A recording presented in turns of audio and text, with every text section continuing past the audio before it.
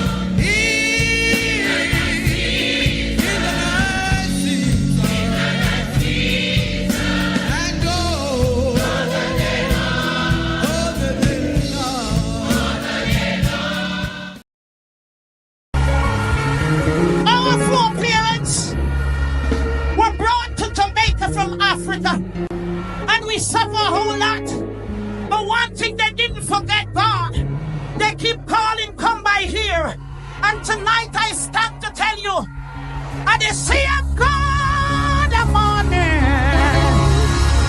Push up your right hand so. Push up your right hand so. And declare it over Jamaica. And the same God the evening. What a deliverer! What a deliverer! Master God! Right hand, right hand, right hand, right hand, so! Master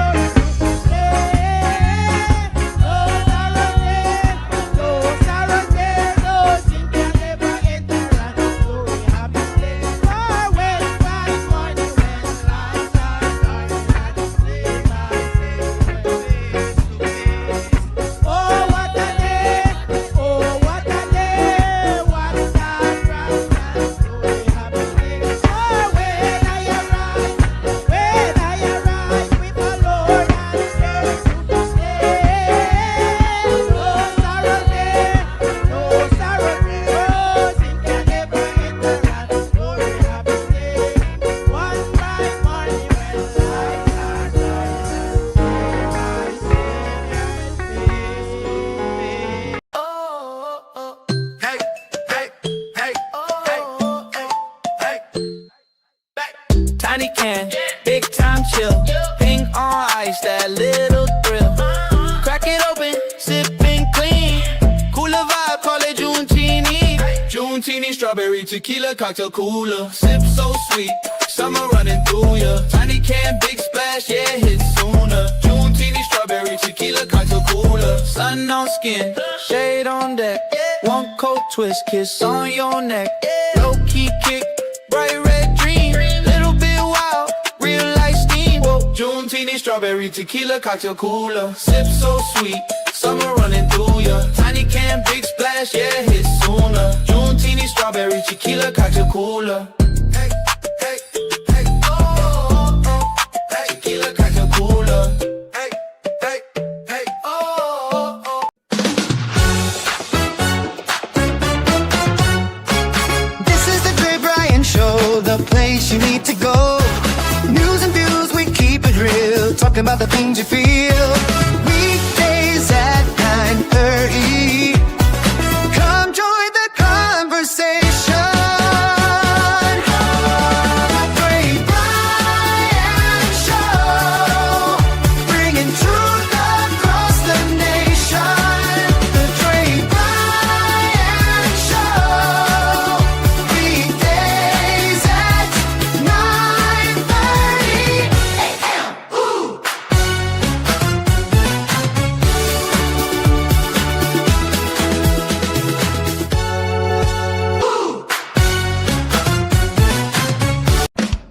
The Dre Bryan Show starts now.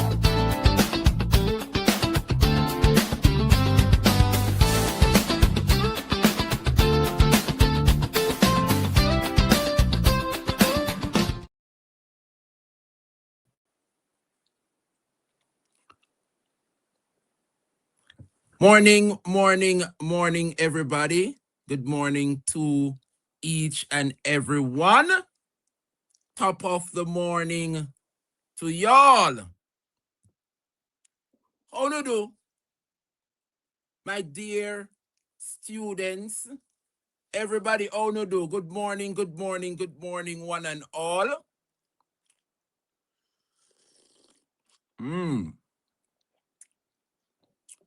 Who ready? Not sure. Jamaica people, how do you do? Students, how do you do? Let me go see what's happening in the comment section. Good morning to you, Donna Thompson. Carlene, good morning. Ypre96, good morning to you, sir. Good morning, Jada Views. Good morning, Nurse Wait. Good morning. Hi. Me say for me students, them incline. They are so inclined. Good morning, Kalpo. Good morning, TikTokers. Good morning, YouTube. A very pleasant good morning to each and every one. Thank you, Abina Sarkodi, for the 10 jewels. God bless you. Thank you, thank you, thank you, thank you. Good morning to you, Maureen Douglas. Good morning, Sidoma McDonald. Good morning to you, my darling. But see them if you respond to your message, you know, I'll know me not even check me WhatsApp about, you know how it go. Jamaica people, I don't know if it's me alone, you know, but the blessing of Almighty God just continue to encamp it around me and this platform. And he is doing wondrous things. Good morning to you, TikTokers. Good morning, Miss Port Puri. Good morning to you, Glorious Swaby. Come on, students. Kevin Flinch, good morning to you, sir. Adolph Donon, good morning to you. Jenny Stewart. Roxy, my moderator, big up yourself, my darling. Good morning to you, Nicola Green. Good morning to you, moderators. Dave Wedderburn. I love how the students, them are rolling. Good morning, one and all.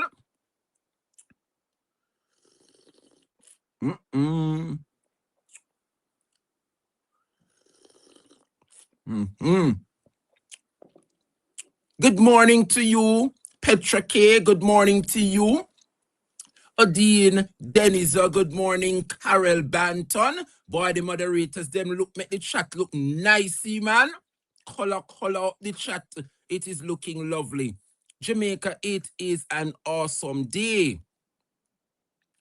Mel Crook say your royalty. Color pretty. Thank you. My dear, boy, may I tell you, say, what a time to be a comrade. It must sucks to be a laborite at this time. Claudia Hamilton said check. Claudia, what you mean? You're in the Czech Republic? I don't know. Good morning. Would be nice if somebody from the Czech Republic is here. Dale Murray say, I'm sipping my ginger tea too. Oh, yeah, say. Yes, man, you know my ginger tea gets me going in the morning. And when this done, you know, me have the kettle right next to me. Just for pour. You know how me do it on my platform. Come on. The ginger have me going. Yeah, man. Fabulous Jackson says, Sentan have pure, handsome. Find you a Sentan, man. Yes. My dear students, we have a lot to talk about this morning. I want to know if you guys are hearing me perfect, because sometimes I find myself have to be speaking.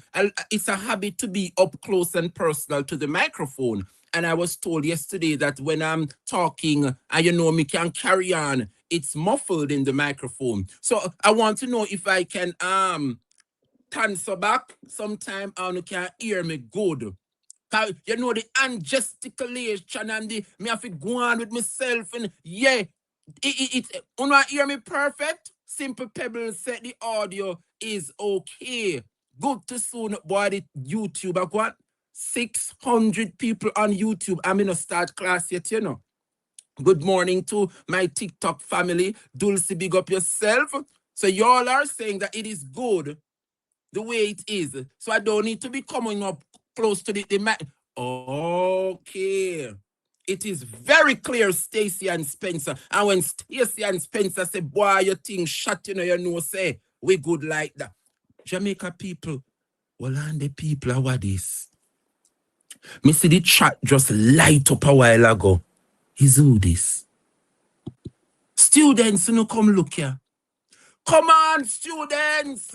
What a way to start the class this morning. Novlet Passad has just showered us with some blessing from Almighty God with 1,000 cheers, 1,000 joules. Cheers. Come on, classmate. You know what to do? When God bless we classmate, we must give thanks for that. Put your hands together, everybody, for Miss Novlet with the 1,000 joules. Come on. And clap. Clap, man, and tell her thanks. That is it. Thank you, Miss Novlet. God bless you. God bless you. I hope everybody is doing well. I hope all is well with each and every one, despite the hardships we face. Thank you as well to Miss Helen Richards for the 10 joules, 14 hearts. Thank you, Miss Helen. Come on, students. Clap, clap, clap your classmates. Thank you, Helen. And to all those who are here, as God blesses you, you know to bless the platform as well. Thank you once again. And so to Miss Anne-Marie Matheson for the 10 joules. Boy, may I tell you, no care how small it is, God bless you, God bless. Thank you, guys. Thank you. Just remember, the super chat is open. So as you wish, please send something in the super chat. It helps to pay the bills.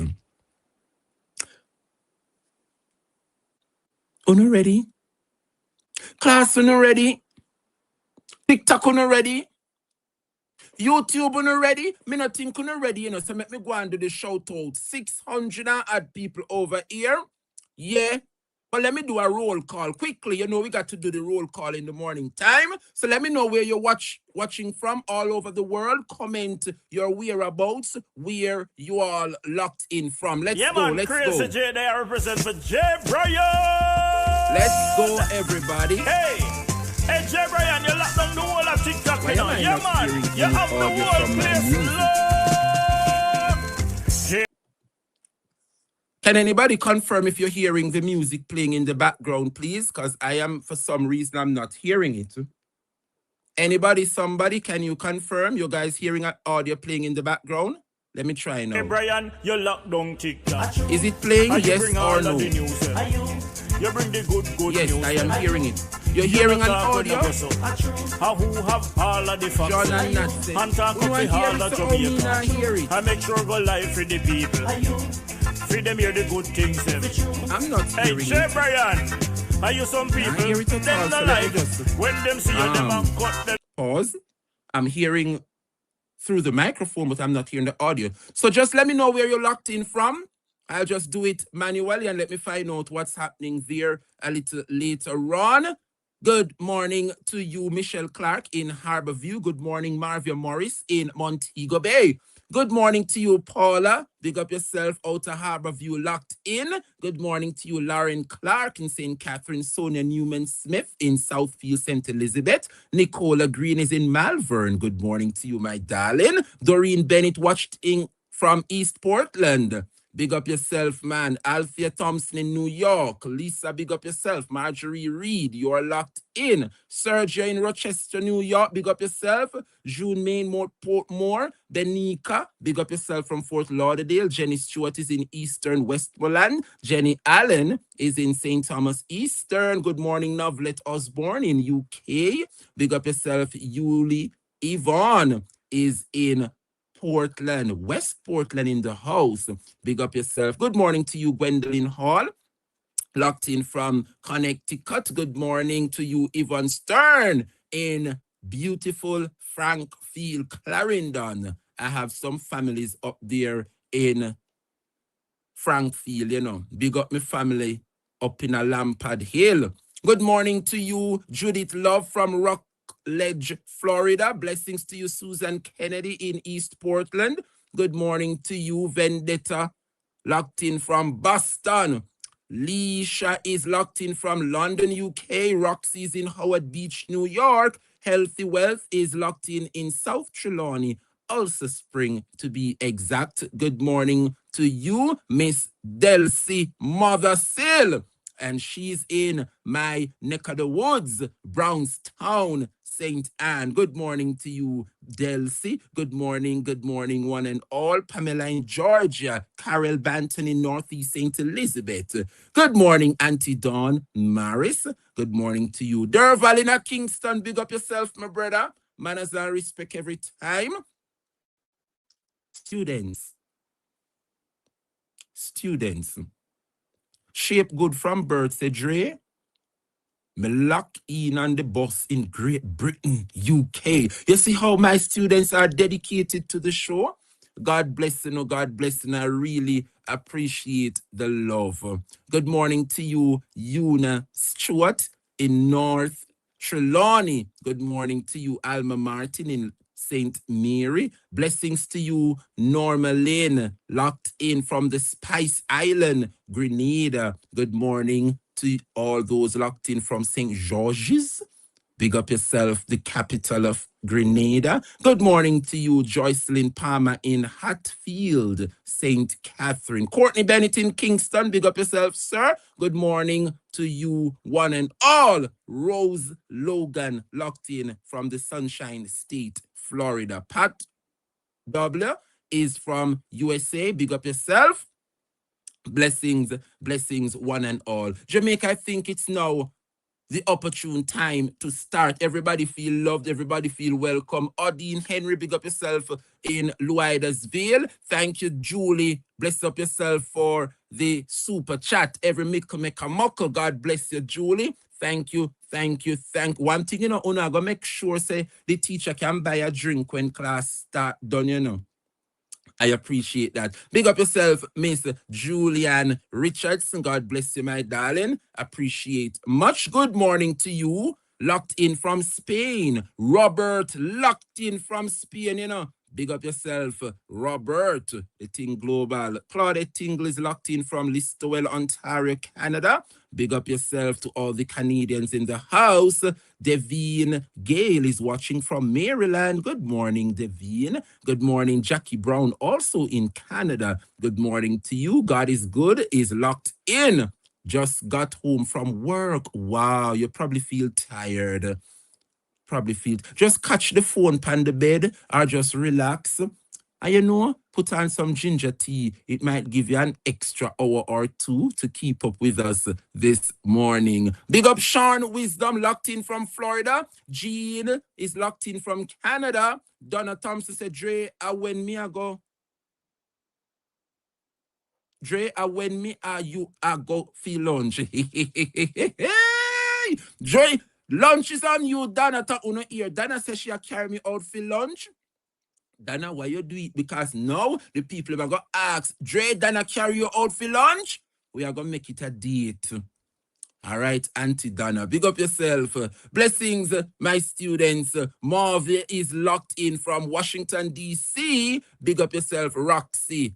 A shout out. Everybody, Spain, London, Canada, US, Grenada, the whole works. Oh, me not see nobody from Grand Cayman.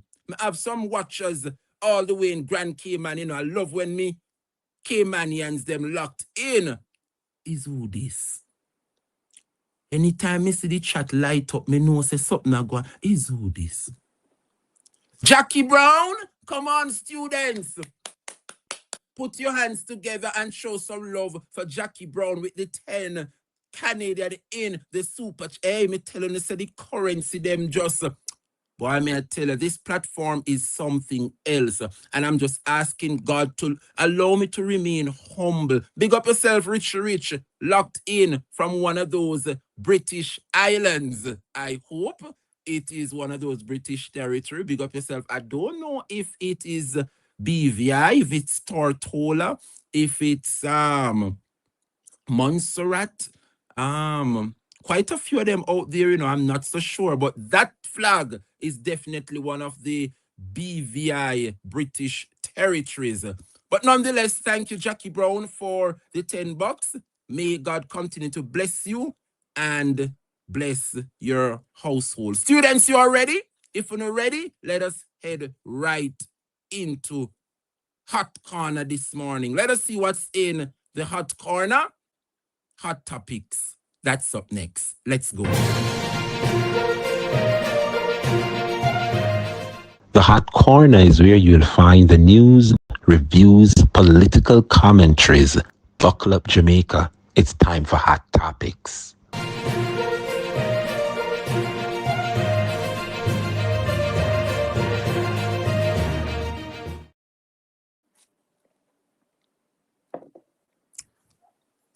Jamaica.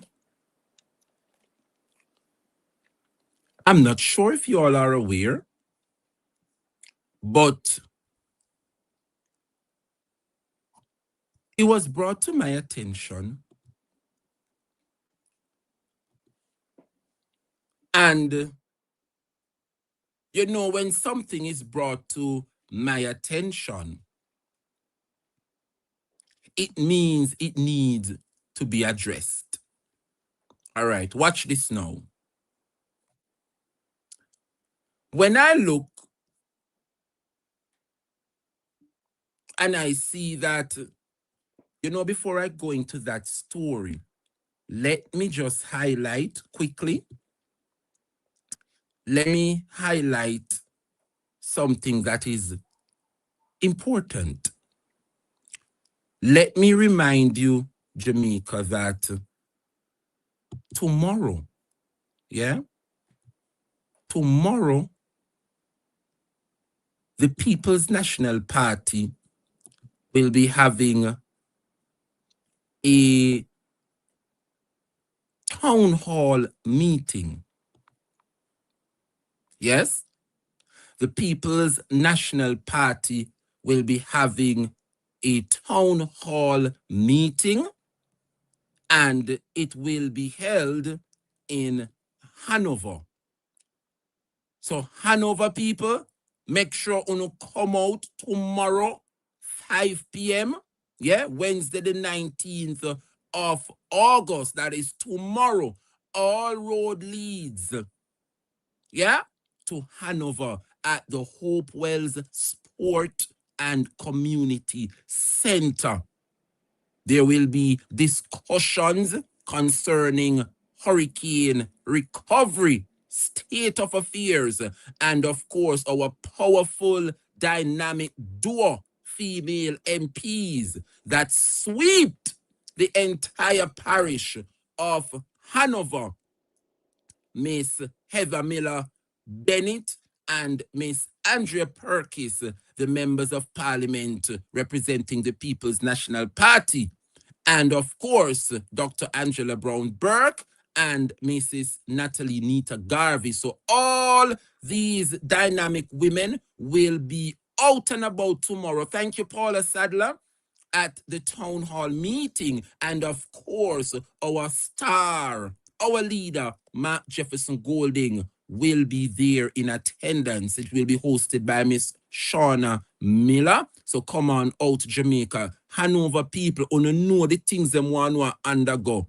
So come on out and make your voices be heard. You might not get what you want tomorrow at the meeting, but at least you will bring your issues to the fore. And once you bring your issues to the fore, you know that it is now out there. So people can see exactly what is happening in Hanover, and the wider society can see how the government is deploying resources in that parish. Remember, the labor rights them locked out in Hanover. And we know how this government can victimize. Yeah? Remember that the two constituencies in Hanover, the PNP took them back from the Labour Party.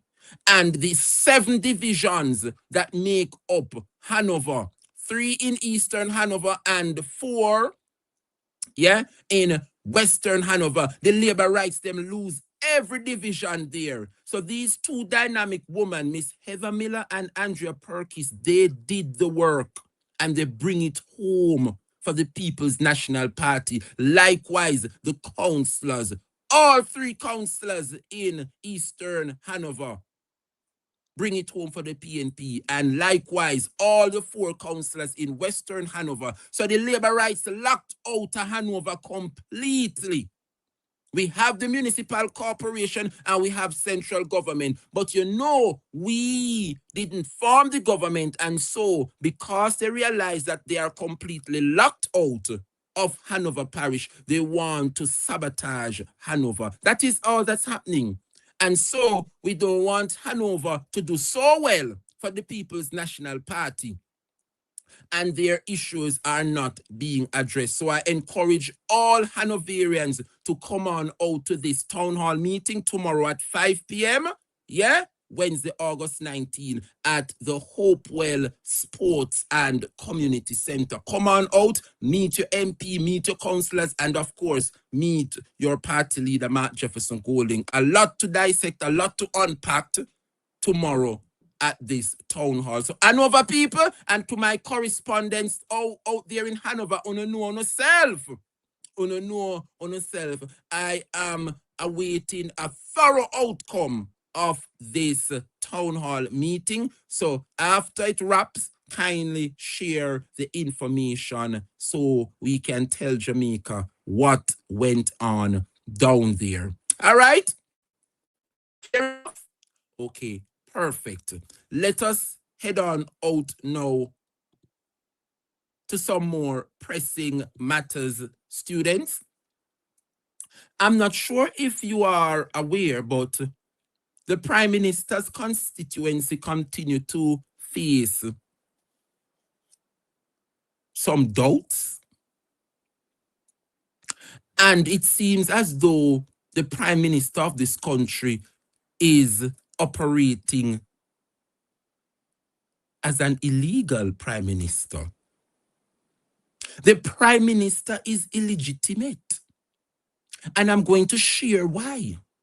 Because the People's National Party candidate, Mr. Paul Buchanan, is not planning to let this go. And let me tell you something in Jamaica, we must stand up for our rights. A lot of people say, oh, but him did go to court and the court throw it out, and him did go this one, the court throw it out. No. Don't look at it that way. The court said that him have reasonable proof.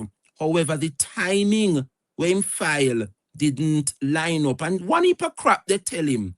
But it's like them I say, you have a case, you know, they are strong, but because it is out of whatever remit allowed, then we can't do nothing about it. No. You are infringing on the right of a Jamaican. And if this is the frame of mind Jamaicans must get in their heads, we have several courts here in Jamaica, the Petty Court, Supreme Court, that the one Court of Appeal, a lot of them before it reached the highest court. Yeah? If you go to the Petty Court and your feel say something happened there, and you know in yourself say you're not guilty, you know, but the judge find you guilty, you can appeal it and go to the next court and go to the next court. All if you're wrong in yourself. Yeah? You must exercise your right as a citizen. It might cost you, but at least it is there for you to get justice. So we want the people of Jamaica to block it out of your mind. Oh, this man here, he might follow up this, and the court saying this, and the court said, no. Remember, it was the same thing them said to Vibes Cartel, you know. Remember, it was the same thing they said to Vibes Cartel. And every time Cartel go to the courts, them hear guilty. Yeah? Until his last opportunity was at the Privy Council. And when the matter went to the Privy Council, he made judge them in Jamaica look small. Yeah? All if Cartel guilty, the way in which the judges and those detectives handle the case, how them tamper with the evidence, and all if him did guilty and him do the things them, the way in which they handled his case, those were enough grounds for them to deem the case it was jeopardized. And if you look at what is happening with Mr. Paul Buchanan, the case, there are enough evidence that shows too much hanky-panky went on in that West Central St. Andrew constituency. And so he has this proof, and the judges are in agreement that these things should have never happened. So we want to encourage him. Let us get out of that frame of mind, Jamaica. When you see somebody lose a court case and they decide they're going to go to another case, it is their right to do it. All right? It is their right. And so just for context,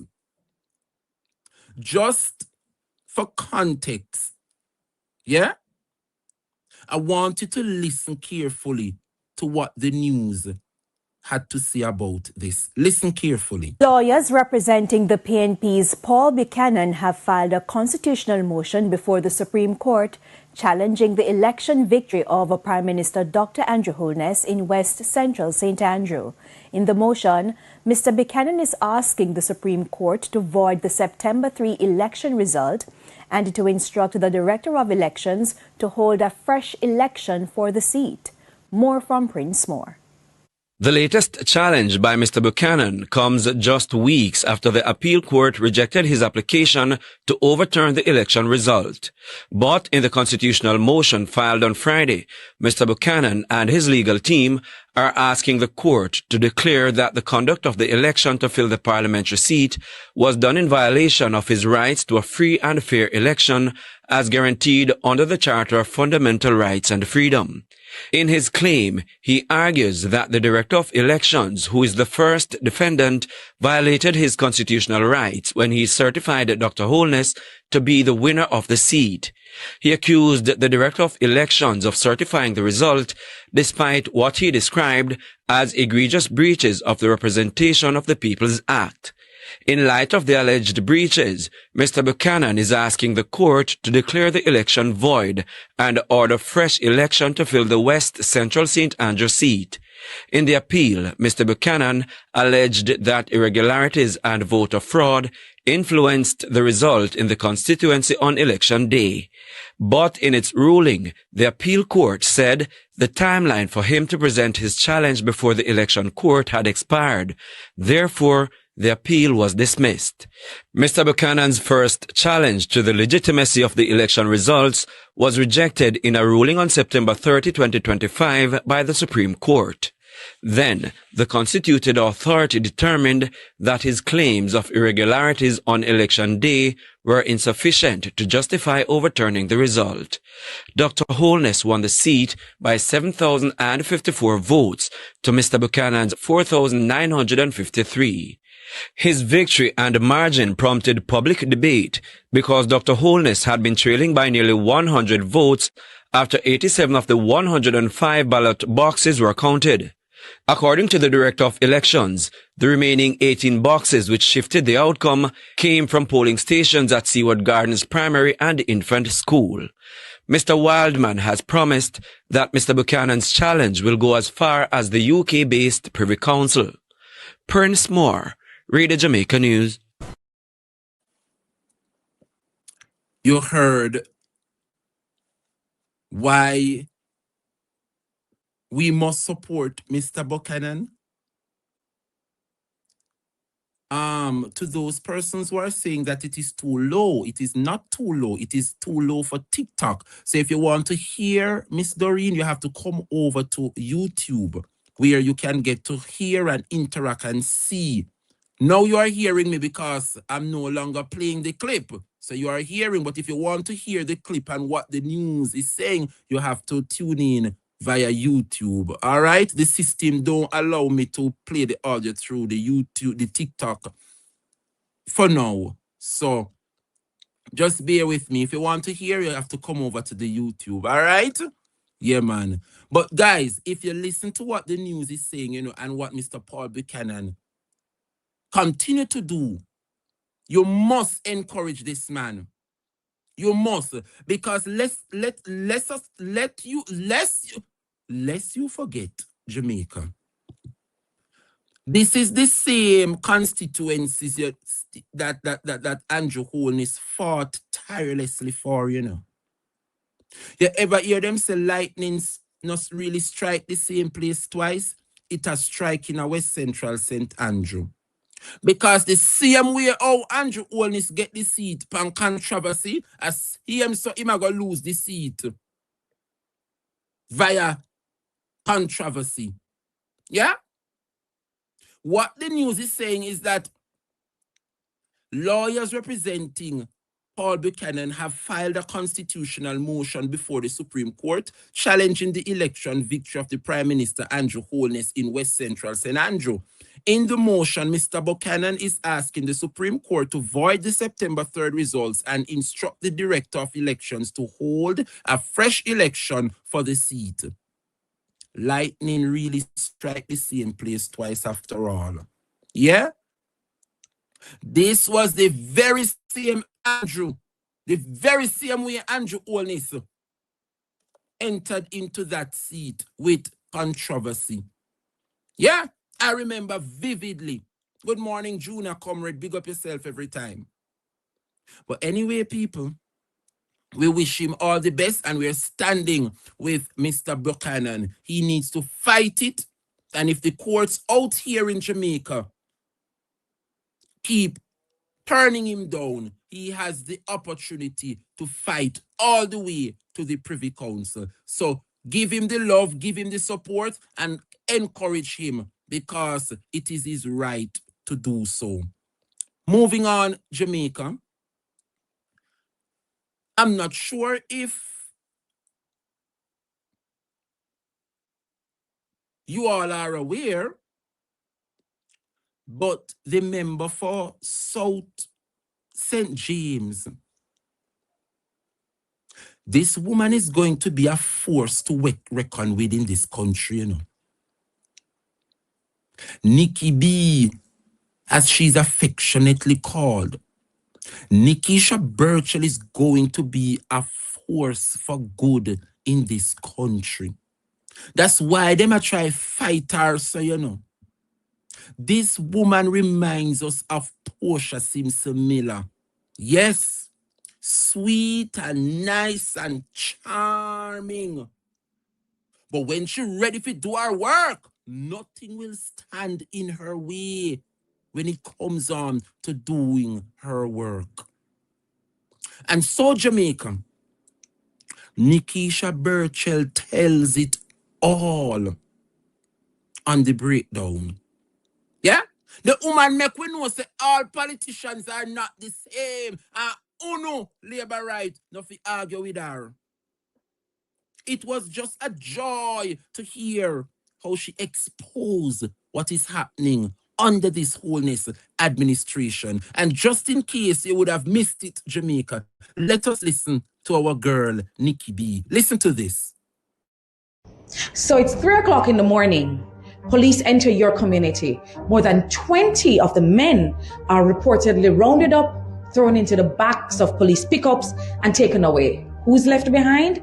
The women, the mothers, the grandmothers, children, a 3-day-old baby. Then came the bulldozers under the protection of the state.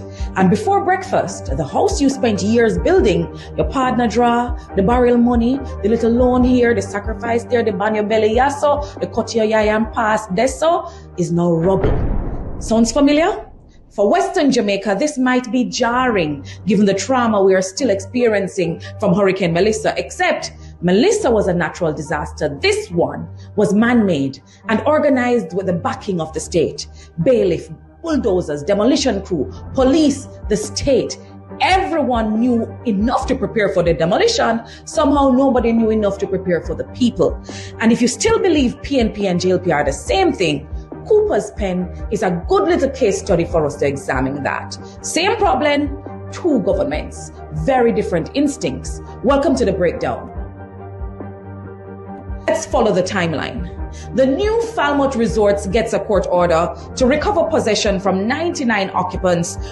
Who was government at the time? JLP under Bruce Golding. The problem remained. Then Andrew Holness later became Prime Minister in 2011. So before the PNP came back to power, Bruce Golding and Andrew Holness had a problem. Then Portia Simpson Miller and the PNP came into office early 2012. Same land, same owner, same court order, same vulnerable community. What did we do? We intervened.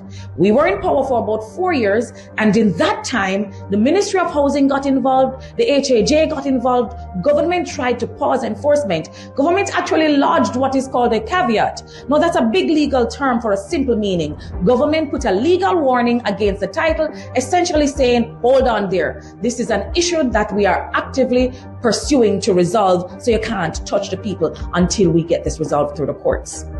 Then the PNP government tried to acquire the land and yes, compensate the private owner. So it wasn't that we were saying take away the man's land. It was how do we respect his property rights without simply throwing hundreds of Jamaicans out on the road or bulldozing their house? The legal strategy we tried failed. We lost it in the Supreme Court, but what did the PNP do? We appealed it all the way to the Court of Appeal. The appeal was argued in October 2015 while the PNP was still in government.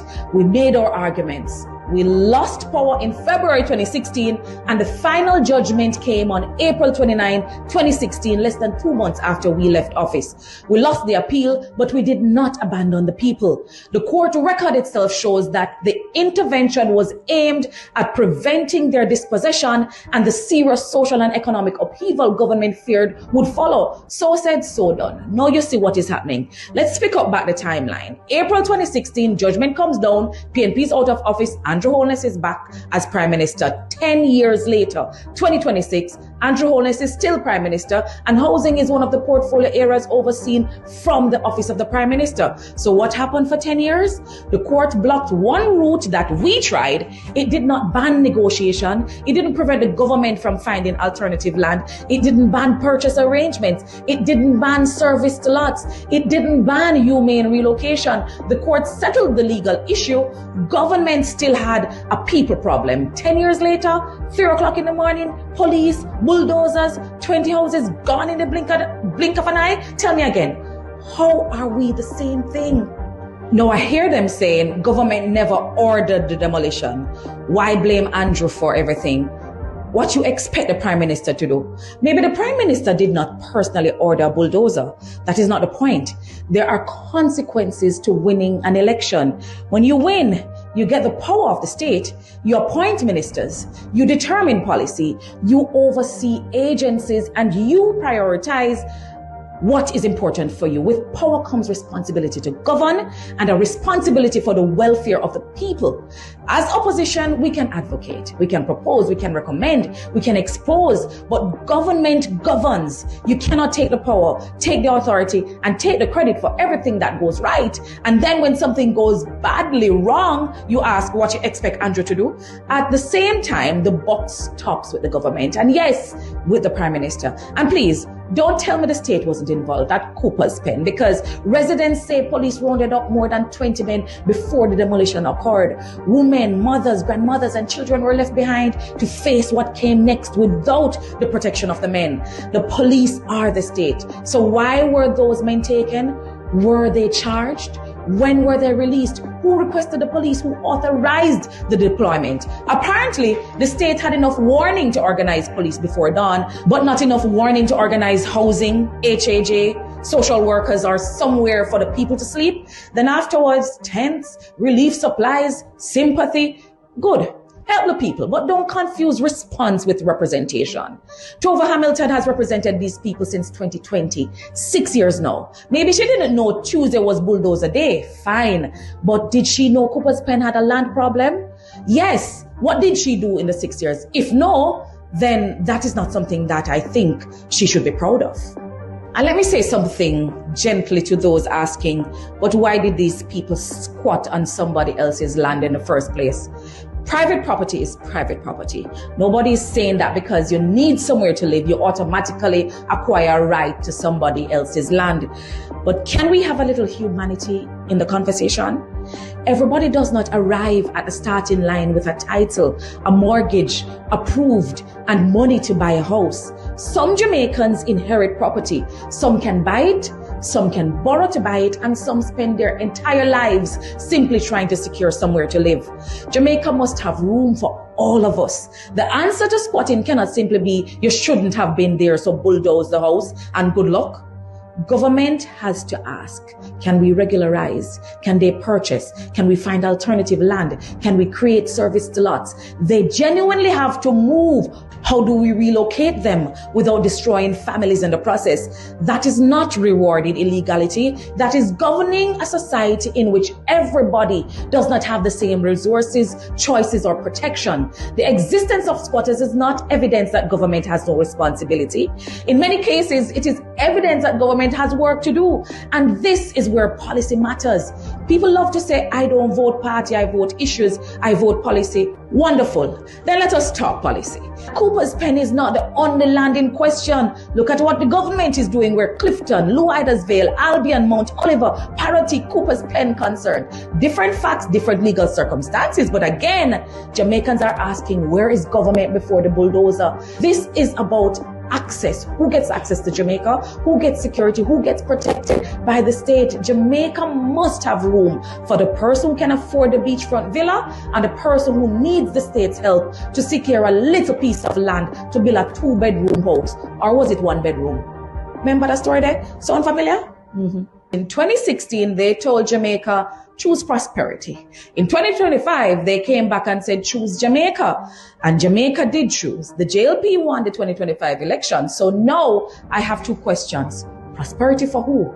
And choose whose Jamaica. A Jamaica you can live in, a Jamaica you can own, a Jamaica whose beaches you can access. Because you cannot say I vote policy and then ignore the policy that offered regularization of titles and give you beach access and afterwards behave as though elections have no consequences.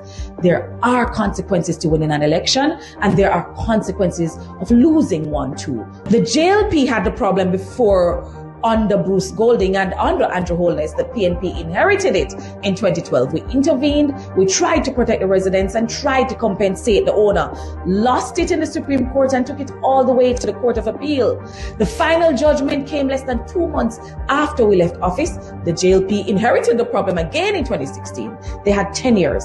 It's 2026, bulldozers. All politicians are not the same. Don't argue with me. Let's show them the record. Let's solve the problem. 2 problems, 2 government, 2 different approach. It matters who represents you. It matters what policies you vote for. It absolutely matters who governs. We're not the same. I'm Nikisha Burchell, and this has been another episode of The Breakdown.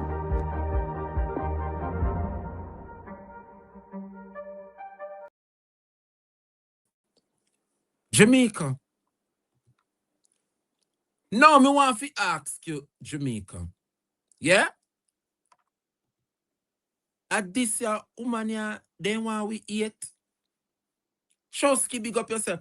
Now me want to ask the Jamaican people something this morning. Because me no start class yet, you know. You notice that me notice how me just go on easy and me couldn't listen what the mainstream media they put out there. Me no start for me class yet, you know. Give me till about 11 o'clock.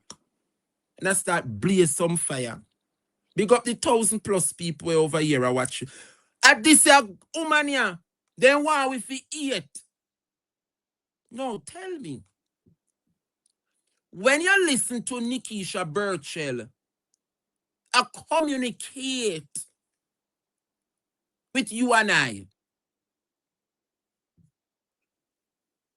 What is the difference with what Nikisha Burchell is doing and that of Dana Morris Dixon? Dana Morris Dixon is the communication minister. She is responsible for information and communication to communicate what is happening in the country to you and those living abroad. When you hear Nikki B as our information spokesperson, and when you listen to Dana Dixon, tell me, either of the two, which one, when explaining something, you believe? I don't think there is any individual that will tell you that after listening to Miss Burchell a while ago, you don't get the gist of what this government is doing. And so, Jamaica, it brings me to my next point.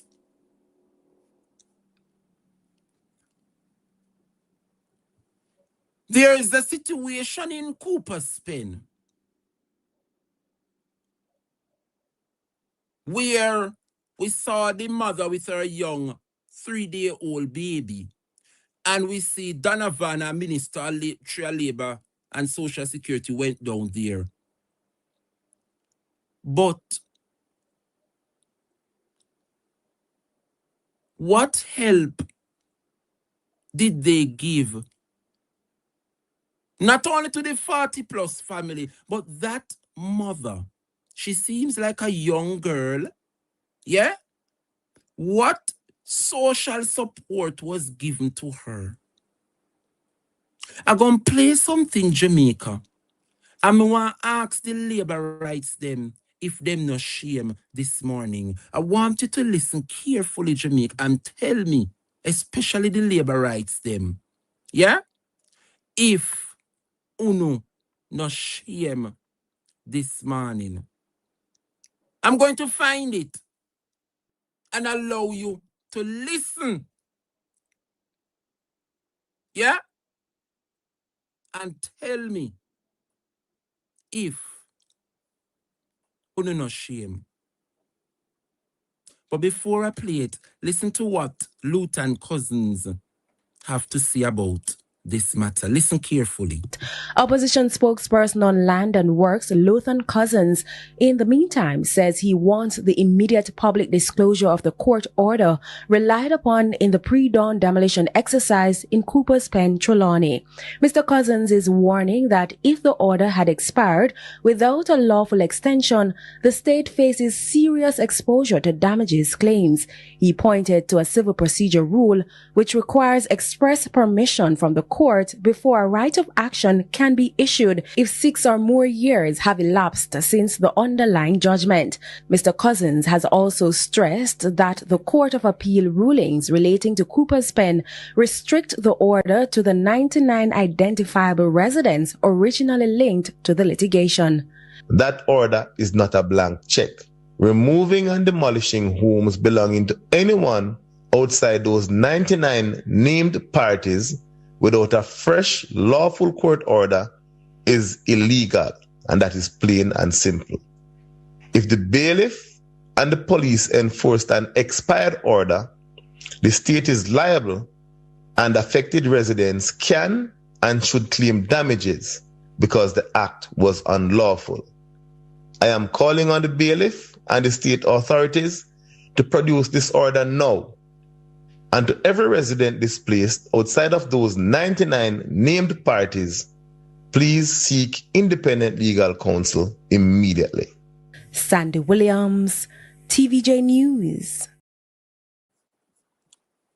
You hear the PNP spokesman.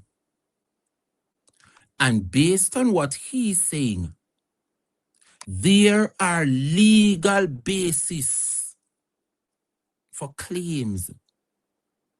He's encouraging those young persons whose rights were their rights were infringed upon. Cousins is a lawyer, and Cousins is advising that they have a case and they need to take it up. Yeah? They need to take it up. Jamaica, in addition to the legalities, yeah, I saw the mother that was under, let me try and upload it. I thought it was in the studio, but let me try and see if I can upload it right about now. All right, perfect. Let me try and add it here, desktop. Let me bring it up in the studio. All right, perfect. I want you to look carefully, Jamaica. And the labor rights, I don't know how I'm going to feel when we play this video, but I hope someone will have a heart. Listen to what is happening here.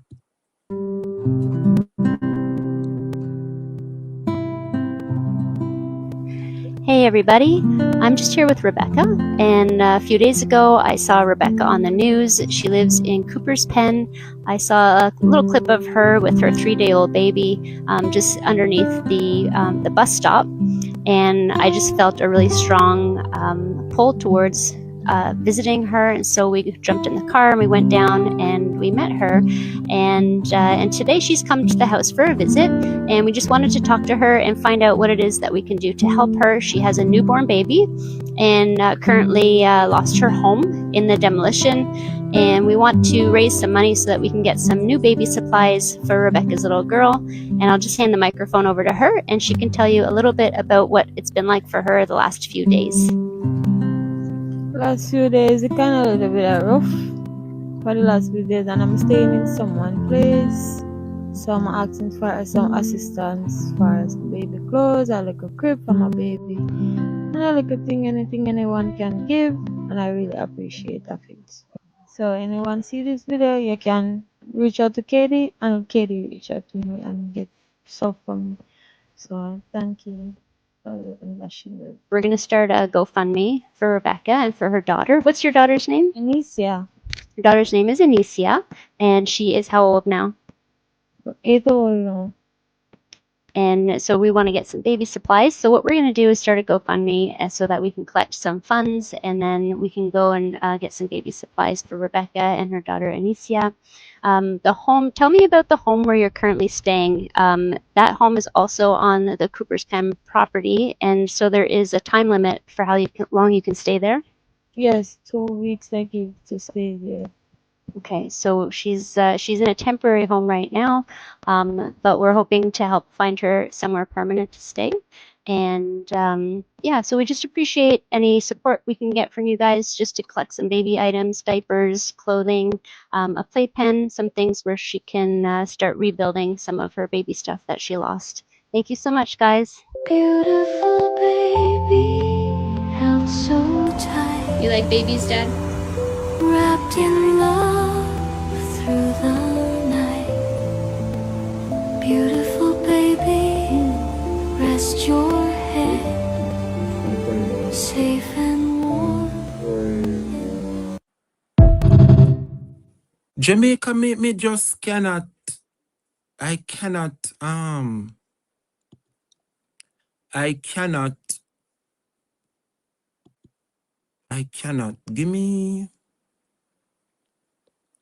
Give me a second. I have to catch myself.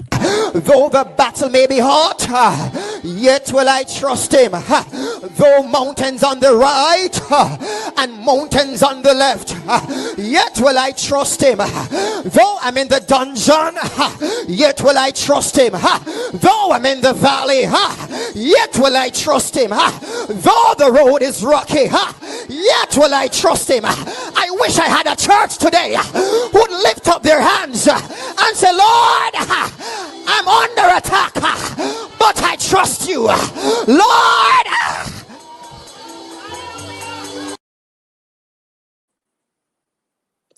I want to ask a labor right this morning. How them feel if them no shame? Jamaica people, as some foreigner left from them country and come to Jamaica as a tourist, you know. I stay one villa and see the judgment where the Jamaica Labour Party carry upon the people them don't have Cooper's Pen. And the tourists them intervene. And if you go put down GoFundMe for raise some money for help. Well, and then I get a call quickly. Yes, caller, good morning. Go right ahead, please, quickly. Good morning, Dre. Morning, my darling. GoFundMe page for me, please. Wow. It's heartbreaking. I will do that for you, honey. I will do that for you. Hold tight. Hold tight. Jamaica, me have to take a moment. This is too much. It is too much. It is too much.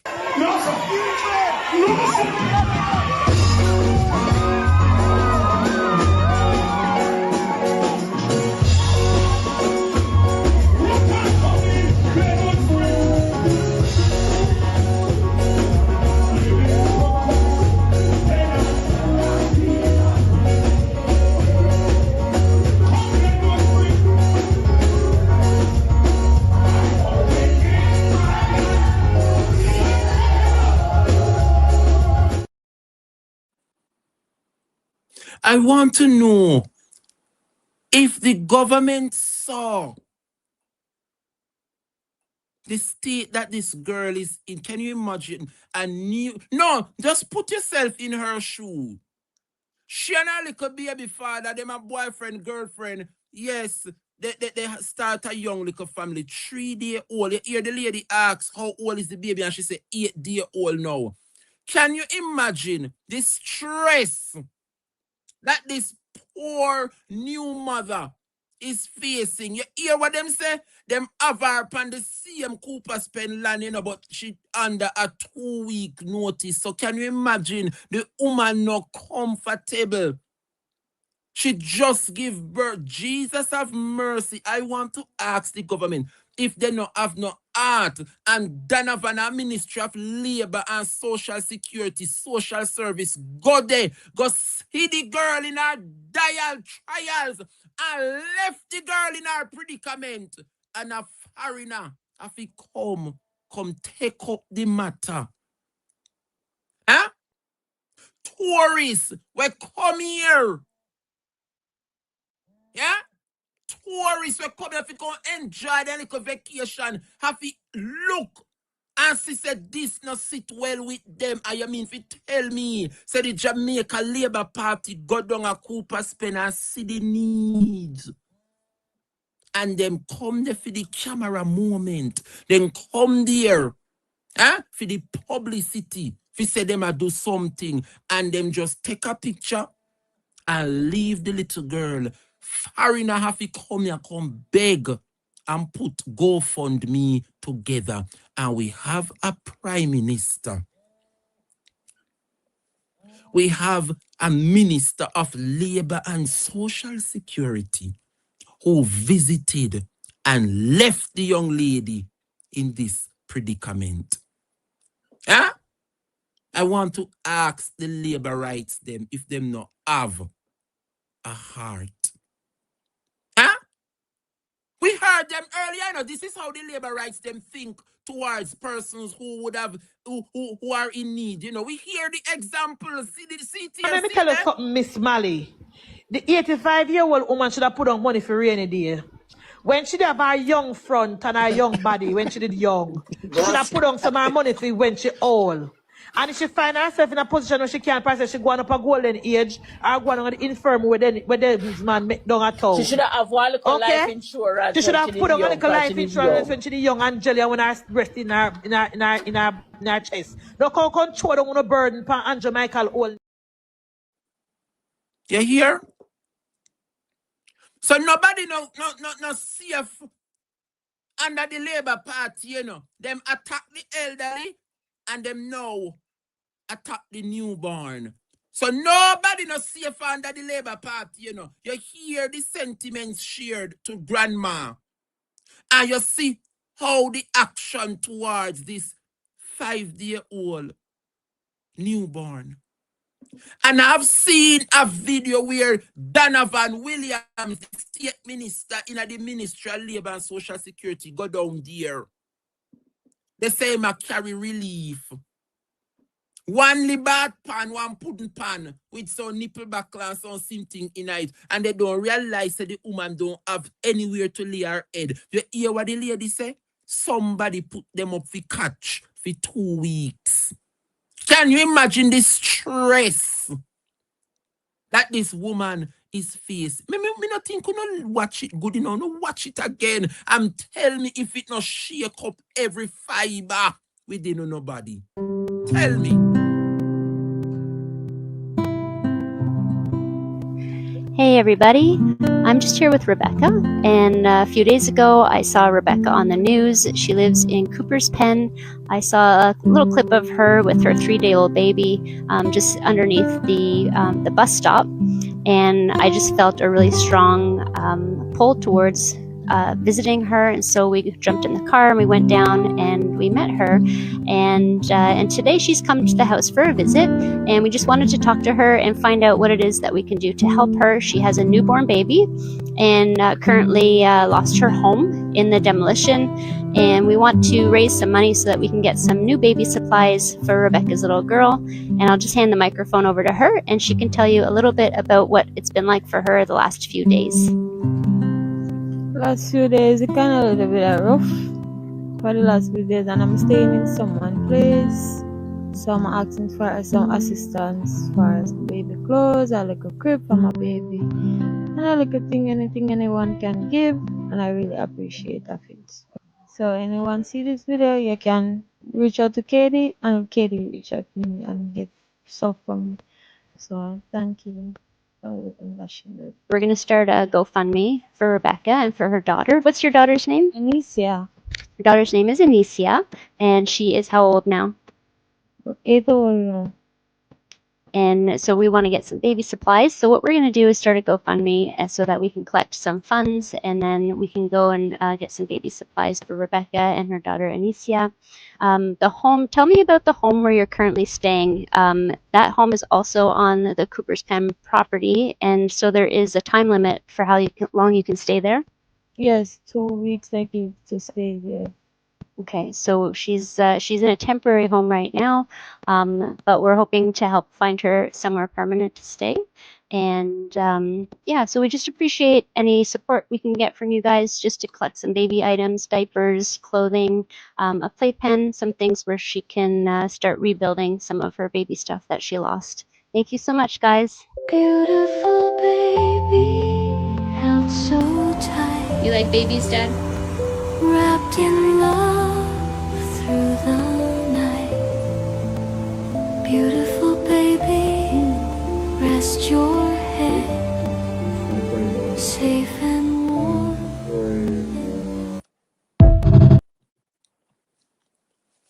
I am so moved. Mighty God, what an I'm embarrassed for my country under this Labour Party. If persons wish to give something to the GoFundMe, it is an Instagram channel to help or to donate. The channel is called Still Waters Jamaica. Still, STILL_Waters_Jamaica. You can go on Instagram, or after the program, you can reach out to me and me send the link. But me never plan in this way to expand on it. Me never link it to the studio. So would have to do all of that now. So for those persons who wish to give something in the GoFundMe, because you see the need is great. And we will do things like these when we see, say, oh, is somebody really in need? I don't know, scam, and we see where we money are go. You understand? And it seems as though these persons are living in Jamaica. They are Canadians living in Jamaica, but still Jamaica. You want to tell me, said Jamaica no have no women's group? Where Babsy there? Where who responsible for social security? As a man, that is the reason why when you know set up ministries, you know have to know who you know make run ministry now. Because when you look at all Pernell, Charles, and Donovan, remember Donovan has been accused of doing the same thing in his constituency, you know. The councillor Rosalie Hamilton said the MP do the things them in a central Kingston and burn out the people them so they can flee, so the government can take up the land to build them infrastructure there. That is what they've. So these kind of persons where Andrew put for run labor and social security, they don't have the heart.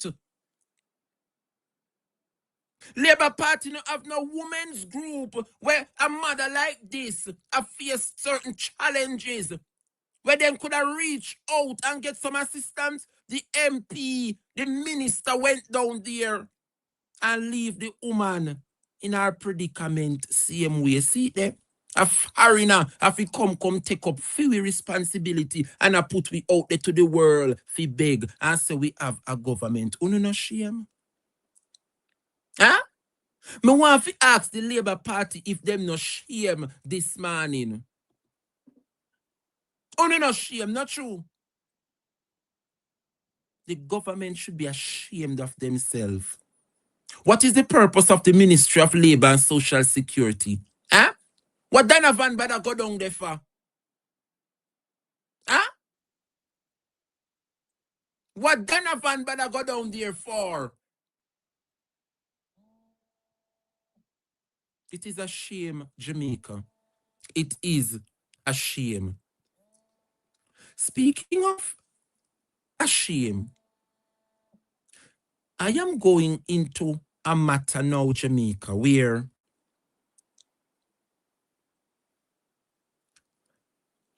I don't know if you are aware.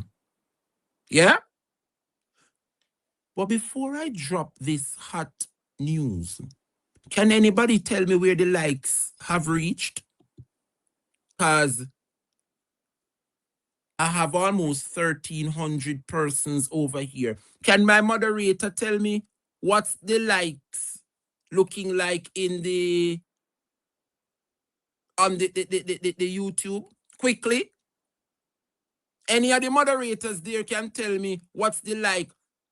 Well, you see a while ago, Carol, 686, and so much people over here. You want to tell me, say, from me there, me not have 700 likes? No, Jamaica. The class have to come to a screeching halt now. I cannot continue like this. I'm not doing anything else until me see 800 likes over here. 800 likes. 1.2K watching. So that means that over 600 have chosen not to like this stream. I cannot continue like this. I need 800 likes to continue. We take a break, and when we come back, kindly 800 likes, please and thanks.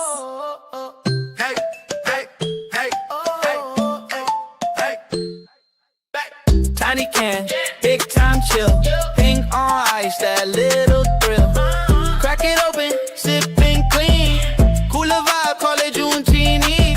Junetini, strawberry tequila, cocktail cooler. Sip so sweet, summer running through ya. Tiny can, big splash, yeah, hit sooner. Junetini, strawberry tequila, cocktail cooler. Sun on skin, shade on deck. One coat twist, kiss on your neck. Low key kick, bright red dream. Little bit wild, real life steam. Whoa, Junetini, strawberry tequila, cocktail cooler. Sip so sweet, summer running through ya. Tiny can, big splash, yeah, hit sooner. Junetini, strawberry tequila, cocktail cooler. Hey, hey, hey, oh, oh, hey, tequila, cocktail cooler. Hey, hey, hey, oh. Need a YouTube channel or professional videos that will make your brand stand out? We create, design, edit, and brand your content from start to finish. Our services include channel setup, video editing, custom intros and outros, thumbnails, banners, logos, promotional videos, live stream graphics, and more. Let us help you build a professional and powerful online presence that captures attention and keeps your audience watching. Contact us today and bring your vision to life.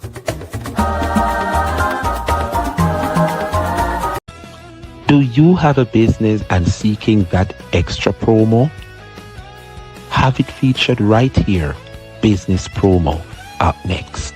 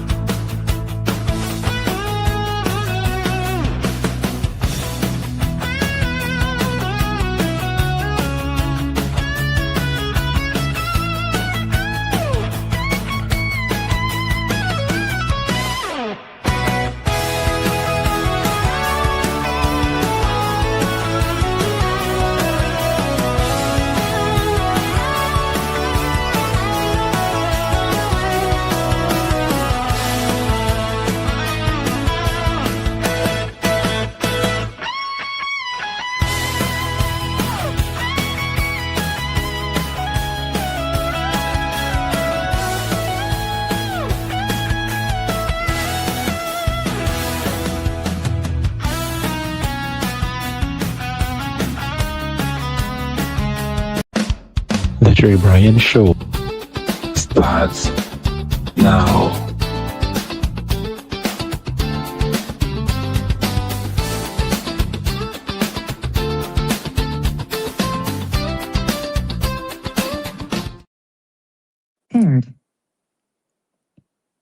Welcome back, Jamaica. Thank you so much for sticking and staying with us. I'm your boy, Dre. Brian, no! I'm not sure if you guys heard the Prime Minister, but I want all public servants to come to the front right now. It doesn't matter if you are a teacher, a nurse, a policeman, you serve the public. This is your time now. I need to hear from you. I'm not sure if you heard the Prime Minister, but the Prime Minister said, yeah, that he's looking to institutionalize the public sector through performance-based salaries. I don't want to tell no lie on the Prime Minister, so guess what? I am going to allow you to hear for yourself what the Prime Minister said out of his own mouth. Listen carefully, Jamaica. Of performance-based pay within the public sector. The Prime Minister was speaking last week at the Permanent Secretary Board retreat at San Los Otorias in St. Anne. I want to signal that there has to be a review and reform of our performance-based system, one that is more aligned to the growth of the economy, one that promotes efficiency and effectiveness. Because this notion that somehow we're going to always increase pay. Of course, it happens all the time, but what is not told to the workers, that every increase in wage without a consummate increase in productivity is inflationary. Dr. Holness has been speaking about performance-based pay in the public sector since 2018. He told his audience on Sunday that the government intended to finalize discussions about the implementation of performance-based pay after the completion of the public sector restructuring exercise. Before we went the route of implementing the compensation review, I had asked the Permanent Secretary Board to come up with an alternative way of introducing an incentive-compatible system of performance-based pay. And I thought it was a lovely proposal as to how we would attach the pay of permanent secretaries to a performance system. We were already engaged in the compensation review and decided that what we would do is go with the compensation review, which meant the review of the salaries before we actually agreed upon a system of performance-based pay. Prime Minister Dr. Andrew Holness. Students, when you come here, me see the chat this light up a while ago. What this happen over there? What happened in the chat a while ago? Rotted. Somebody sent 20,000 joules.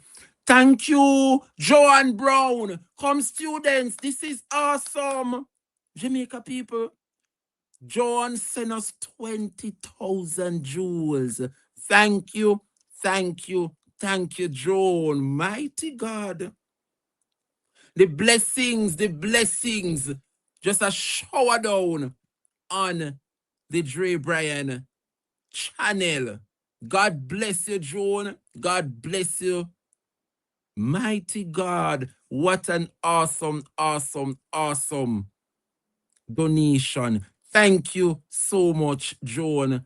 God bless you every time. What a blessing. Thank you, Joan. Jamaica. Unrealize, say, teachers and negotiate with the Prime Minister and Fairval Williams for how much months now, and they cannot get what they asked for. You hear Malava come out, come say, soon and very soon, the agreement is going to, in this, maybe this week or next week, teachers are going to know how much money them say. But if you notice how strategic the government is, them are going to give the teachers them the salary increase, Them are going to give public servants the increase. But you notice that there is a stipulation now.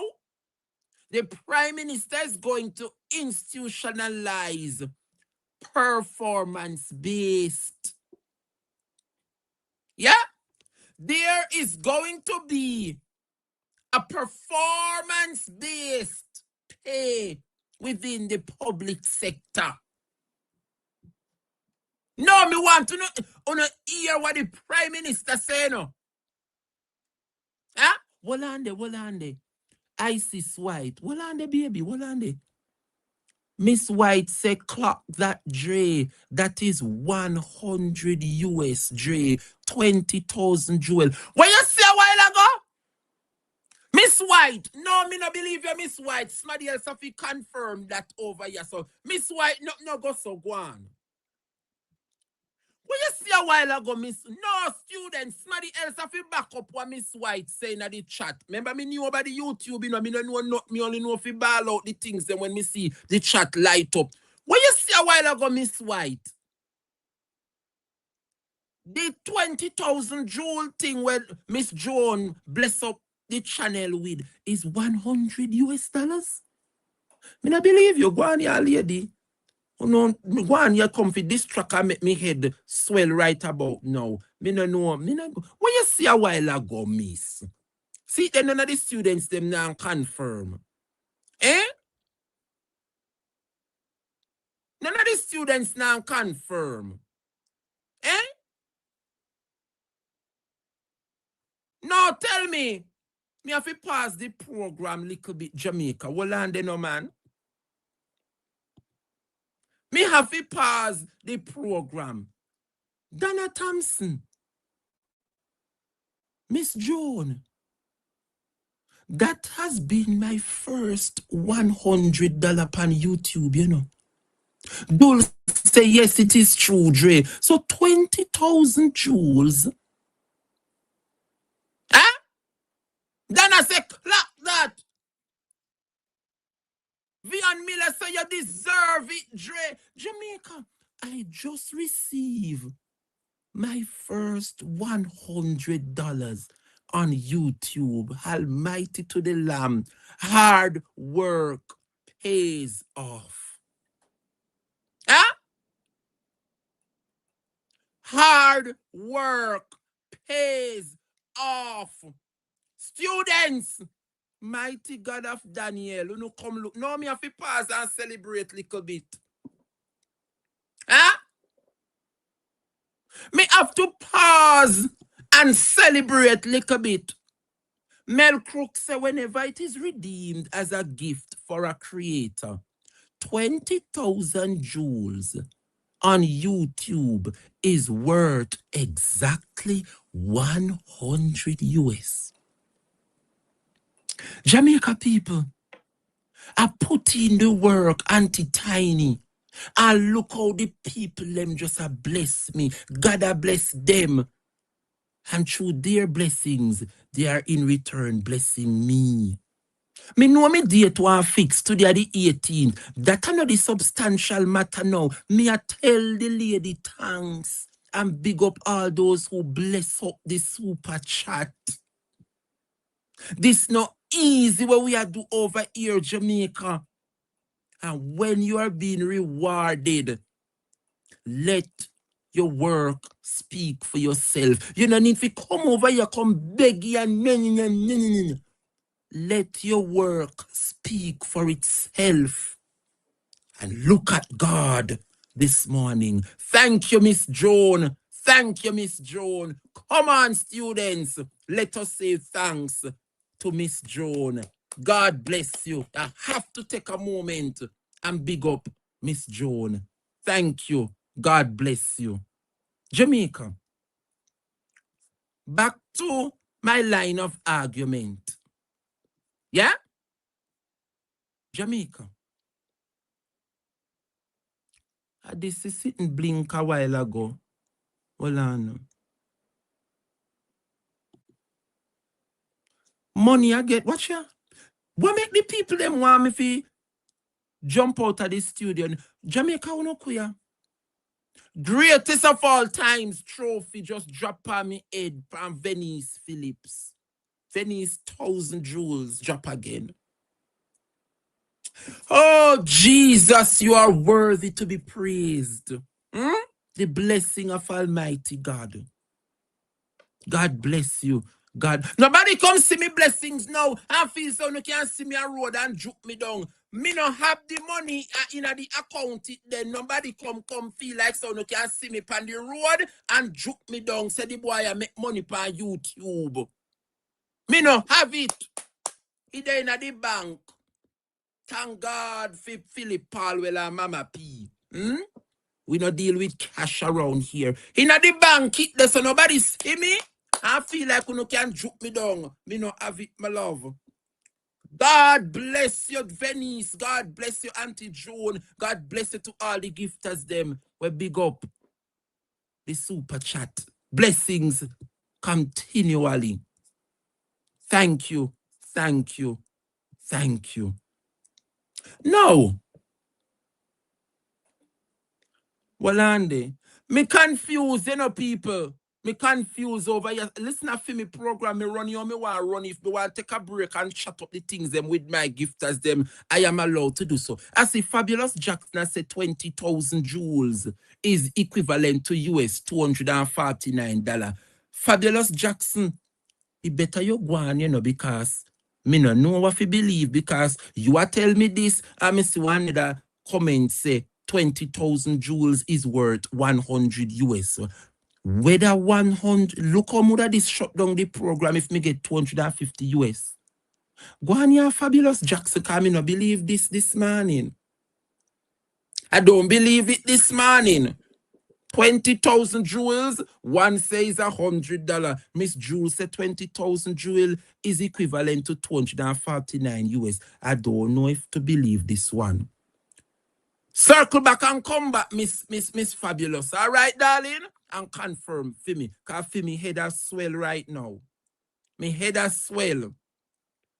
Me head a swell. Lifestyle vlogs say it's 100. Yeah, man. Patwa said that is what it says on YouTube, Dre. Me no know what to believe. Me no know what to believe. But anyway, people, make we go back in our class. Leela says 100. Most of the persons, them say it's 100 and not 250. Dre continue the show. 20,000 jewels is equivalent to 100 US. And that me I work with Miss White. All right? God bless you. God bless you to all of the gifters. Them will big up the super chat. I am immensely grateful. We are doing the work and we are rewarded. Yeah? True to the government. Good morning, my labor right friend. Welcome. If you come over YouTube, and call in on the program. Come love when the labor rights them get them beat, Yes, man. You and nephew and neighbor and the other one. You fit join the fold, man, and come over YouTube and call the program. But anyway, public sector workers. The Prime Minister say, yeah? What them now tell UNU, yeah? What them now tell you, the workers, is that every increase in wage without a consummate increase in productivity is what? Inflationary. Inflationary. We want to repeat it again. Big words with powerful meaning. Listen carefully. The Prime Minister say all of public sector workers, doctor, teacher, policeman, fireman, you name it. Yeah? Jamaica. I want to listen,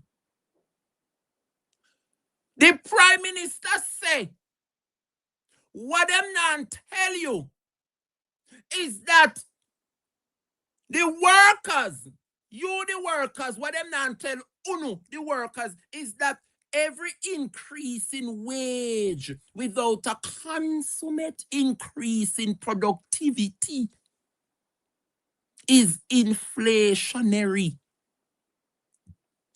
And what that is saying, the Prime Minister tell you say, when you come on a ball, so you want increase, come on now, teachers and nurses, policemen, you come. The Prime Minister say, When you come and I beg him and I say, no want increase. Uno no know say the lack of productivity, which means he must say, uno na work, to get no increase. He's saying, whenever uno asks for salary increase, without a consummate increase in productivity. So that means public sector workers, the policeman, the fireman, the nurse, the teachers, uno now work, but uno want increase. They are saying that them now see the output. So no can't get no increase. The man say it is called inflationary. No, it is a powerful statement. God hands on me. It is a powerful statement. What am I going to think the Prime Minister and Fairval are drawn out paying the public sector workers them? Because them want to come up with something now. So then go to the increase, them take it back. What the Prime Minister is suggesting, some of your parents out there, when you have no time for your pitney, I want to send them to school, go burden the teacher them for cut their head and put knowledge in it. Because that's all they left the teachers them for doing, for cut pitney head and put knowledge in there. Some of no parents wicked and worthless. And one day every party and no time for no pitney. And send no pitney to school for stress out. The teacher them, what the Prime Minister say. The teacher them, the public sector workers them, uno work must speak. The productivity is not there. So uno can't come to him and talk about uno want increase. Every minute JTA said they want increase, teacher want increase. The Prime Minister is saying Jamaica. What them not tell uno the public sector workers is that every time they increase uno salary, yeah, without a consummate increase in productivity, that is called inflationary. That is inflationary. So the Prime Minister say every time if he increase no money, he cause inflation in the country. But God Almighty, when them they take them 300% increase, he never thinks that it go cause inflation in the country. No, make me sit down good because that topic I feel like me want juice it some more. Where the policeman them there? Where the nurse, where the teachers them? And some of uno, especially where in the public sector where someone a teacher, some of uno is too political, Some of you is too political. Some of uno support the nasty, wicked Labour Party government. And know the deal is not sufficient. But because of no party, on a side with the government and take the foolish increase. No, Jamaica. This is why the teachers' salary negotiations are taking so long. I need to ask the Prime Minister. Prime Minister, you don't think that your salary is more inflationary? No, I just want to ask you, you just talk on your favorite radio station nationwide. So what them not tell only the public sector workers? Every time you come a ball to him for raise salary, yeah?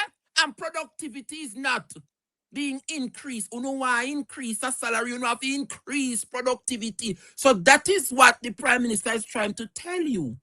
Yeah? This government is calculated. Don't be surprised if come this week or next week, you hear a teacher get this salary. But there's going to be a stipulation for you to get the salary increase. the performance have to match the salary. Police and teach. Let me give you one example.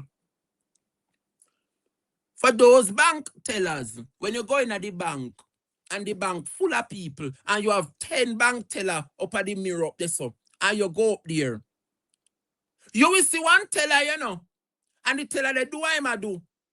Boom, you see next. And next somebody go up at the counter. Boom, she get rid of that one day. And next one come. Boom, she get rid of that one day. But another teller beside stuck for more than an hour with one customer, you know. Maybe grandma want update her bank book 10 years. And she comes and she want it upgrade. So that one teller for focus on grandma for 1 hour. When you next to her, somebody only come. Miss, I want put a 50 grand per my account. Put a boom, she put it on the next one come in. Yeah? I want withdraw 110,000. Boom. So the different transactions are different. Remember, you are working under one umbrella, you know. But when the bank manager, they, at the end of the day, come and say, but Mary Jane, after you not do nothing as a man, for the whole day you only serve 8 customers. Look pan Kerry. 110 customer Kerry deal with today. That is the productivity we're talking about, you know. The Prime Minister want to put the public sector workers and pay them based on performance. So some of teachers, primary school teachers in the high school, we have to CSEC. Most of the institution, you have to have 4 or 5 CXC to enter, including maths and English. What the Prime Minister is saying, we are going to go to the increase. But you see, a year time when the CSEC pass them to come through, make sure say the passes them and match the salary where we are paying. What productivity could that mean, Jamaica? Huh? The man say, this notion that somehow we are always going to increase pay must end. What they're not telling you, the workers, is that every increase in wage without a consummate increase in productivity is inflationary. So I want to ask the question. Huh? Which other leaders or which other leader Jamaica we know in this world that wants to put their names on everything? I'm waiting on an answer in the chat. No. This man is talking about performance. Yeah? He's talking about performance-based salaries for the persons in the public sector.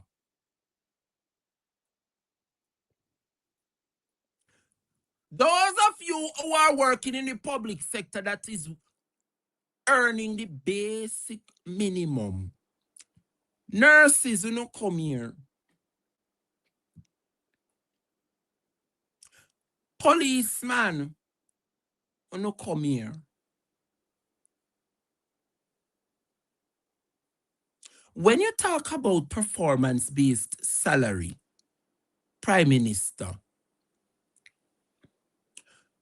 what is a Crystal Lee? I'm going to ask you again. Prime Minister, when you talk about a performance-based salary, I am asking you, what is a Crystal Lee? Or maybe you don't know.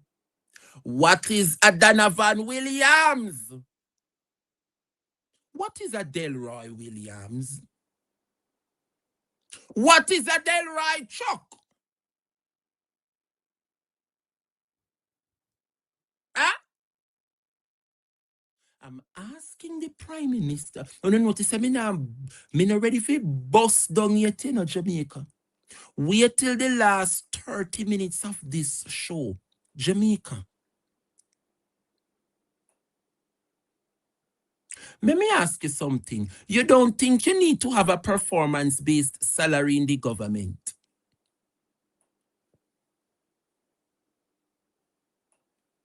Students, when the Prime Minister come telling you, say, the government is going to put in place a performance-based salary for public sector workers. Huh?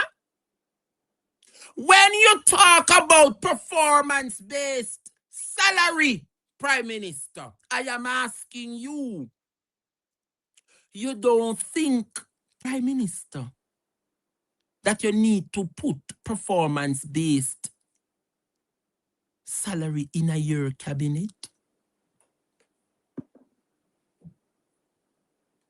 Huh? What is a Donovan Williams? What is a Kerencia Morrison?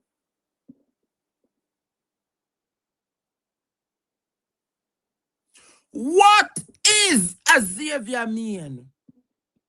Tell me. Jamaica, it look like you don't realize that this wholeness administration, how calculated they are. They are going to increase the public sector workers' salary, you know. But don't you see the stipulations that are coming? The man say, whenever uno ball to him for salary increase and the increase in productivity is not there, it is called inflationary. But I am asking the Prime Minister and the Dunce Labour Rights them this morning, the 300% salary increase where Andrew give the parliamentarians, when you do that, you don't think that is causing a decline in productivity because we don't see the ministers who are performing. That's why me I ask you, politicians like a Xavier Meehan will get 300% increase. Politicians like a Kerencia Morris were not doing anything, we get a 300% increase. The so same can be said to the Williams brothers, Donovan and Delroy. With nothing happening and them get such a large salary increase, you don't think that it is costing productivity, Prime Minister? Huh? The member for Northern Trelawney, Tova Hamilton, that I never even know is a state minister in tourism. You don't think, what has Tova done to impact the tourism sector for her to get 300? No, but now feel so we are comfy nobody's salary in Jamaica. We just make the logic speak for itself. Are you getting a good outcome for increasing these individuals' salary? That is the question, Maxine Ellis. Huh? Maxine, you hear the Prime Minister say he's going to put in place a performative-based salary for the public servants. So all the nurses, them we are get the basic of the basic. The little district constables, them we are get the basic public sector worker salary. Let me ask you something. All like uno we are get the basic of the basic. How them are going to put in place performance-based salary for uno? Huh? I'm asking the questions in Jamaica. Wencia Morrison, Donovan Williams, Tova Hamilton, the one down at Central Clarendon, Delroy, James Robertson. Don't you think they should be paid based on performance? Huh? Now we see what make the police them a give out so much ticket. Because they are rewarded. We don't know if them get promoted based on how them perform on the road and bring in the ticket them to them superior. We don't know. But that is the way Andrew Holness is going to put Jamaica forward to the people. A performance-based public sector. Jamaica. I wonder if we see what is taking place in this country. Huh? What is a Marlon Morgan? A Abka Fitz Henley? Shouldn't they be paid based on performance? Miss Carol Banton? Shouldn't they be paid based on performance?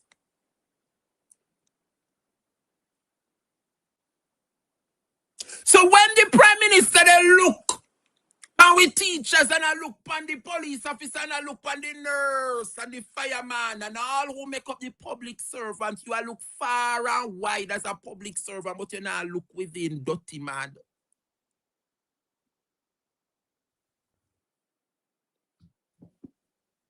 Let me say a while ago.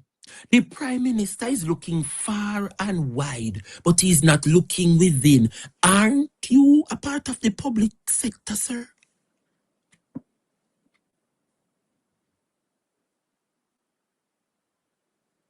Prime Minister, you tell the public sector workers this morning.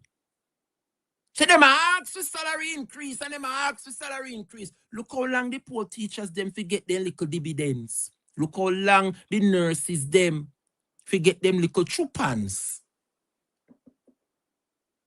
So that means this government is purposefully withholding the funds. Because the man said he's going to introduce performance-based salary in the public sector. Theme words, you know, me make sure write them down. Me make sure write them down in my purple book. See there? I make me tell you what the man say. The man say, what them now tell uno public sector workers, the teacher, the nurse, the police, the fireman. What them now tell uno public sector workers, see it here, is that every increase in a uno salary we hingi to uno without a consummate increase in production, which means if him a pay uno and if uno ask for increase, uno give the increase, but him now get something from it, it is causing inflation. His words, it is inflationary. So me ask the Prime Minister, yeah? The teachers them want X amount. Let's say 30% increase on them salary, and you think it hard to give them. How you never think it hard when you raise up fee by 300%? Or, I want to ask you further, if you raise the teachers, them or the nurse or the policeman salary by 30%, and you said that I got destroy and cause inflation. If the 30% where them want pan them salary, I go cause inflation. Remember it not happen yet, you know. And we are undergo inflation. Then, Mr. Man, you know, sister, the 300% salary increase where you yourself have contributed to why we are having a recession and inflation.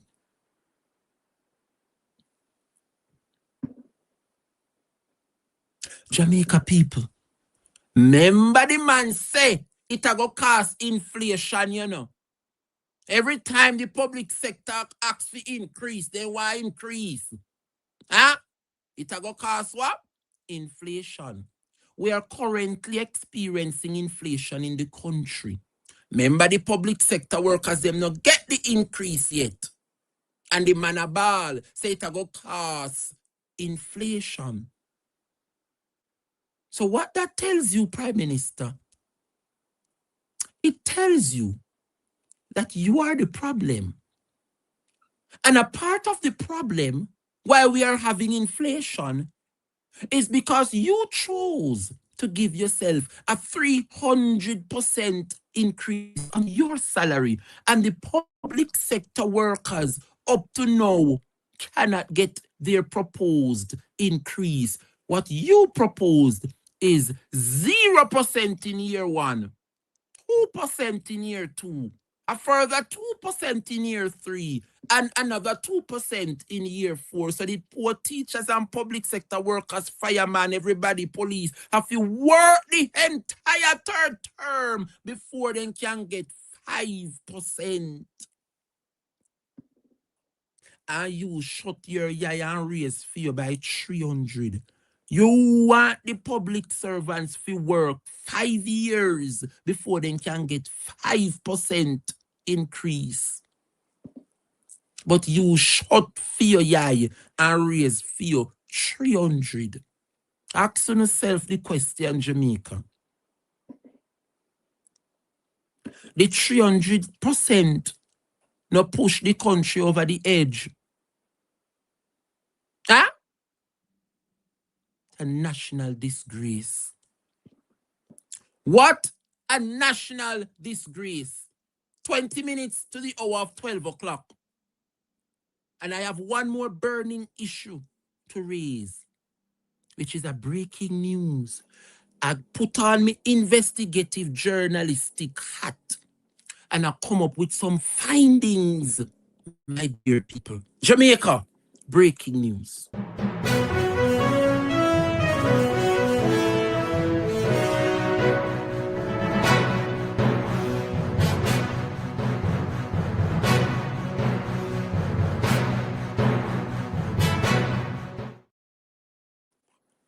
Jamaica, I'm going to open your eyes to something that I've been working on. All night, me no go to bed till after 2. Mishi can tell you. Me send one message, go give Mishi. And say, me I go to bed you now. And when me look on the time, after 2.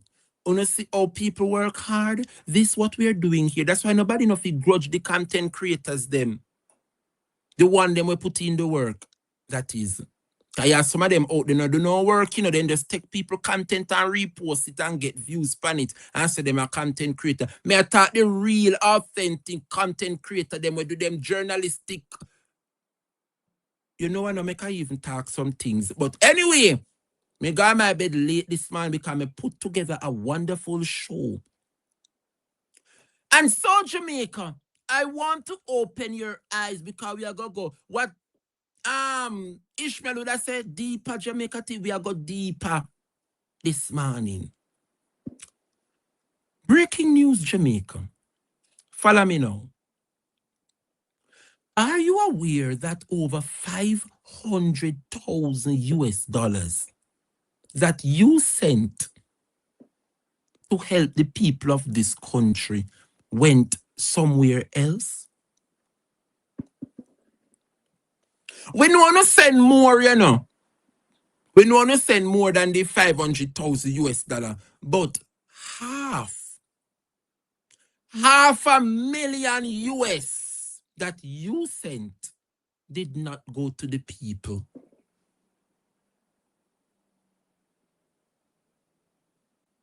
I'm going to show you that what the Jamaica Labour Party did was carefully orchestrated. Remember, up at Adpem, as a little boy, I grew up, come see the man on the TV, I read news. I'm named Evan Thompson. You remember Evan Thompson? And Richard Thompson, these are persons who have the skills and the mindset. Not true? Yes, man. We come here about Evan Thompson. See me here? Yeah? We hear about Evan Thompson and we hear about Richard Thompson. But they replace those who have the mindset and the skill set to a complete idiot. And I'm going to tell you why he's a complete idiot. We not say him not have the knowledge. We not say him not having expertise. But to run the ADPEM is not his strongest attribute. This man. So they booted ADPEM head, Mr. Richard Thompson, who has the experience. And they replaced Mr. Thompson, yeah, with this Alvin man. And I make sure do me research who was there before. See, Google tell me, before Commander Alvin Gale took charge, Richard Thompson served as the head and director general of ADPEM. See it there? All right, look at the dates, Jamaica. Richard Thompson, yeah? They replaced Richard Thompson November 2025 in the wake of Hurricane Melissa. All right. So they replaced somebody who was there with the expertise. Put him in at the office of the Prime Minister. And I'm going to show you why they did that. Jamaica, I'm going to take you on a journey now. Stay with me. They replace those who have the brain and the knowledge, who have been at ADPEM all these years.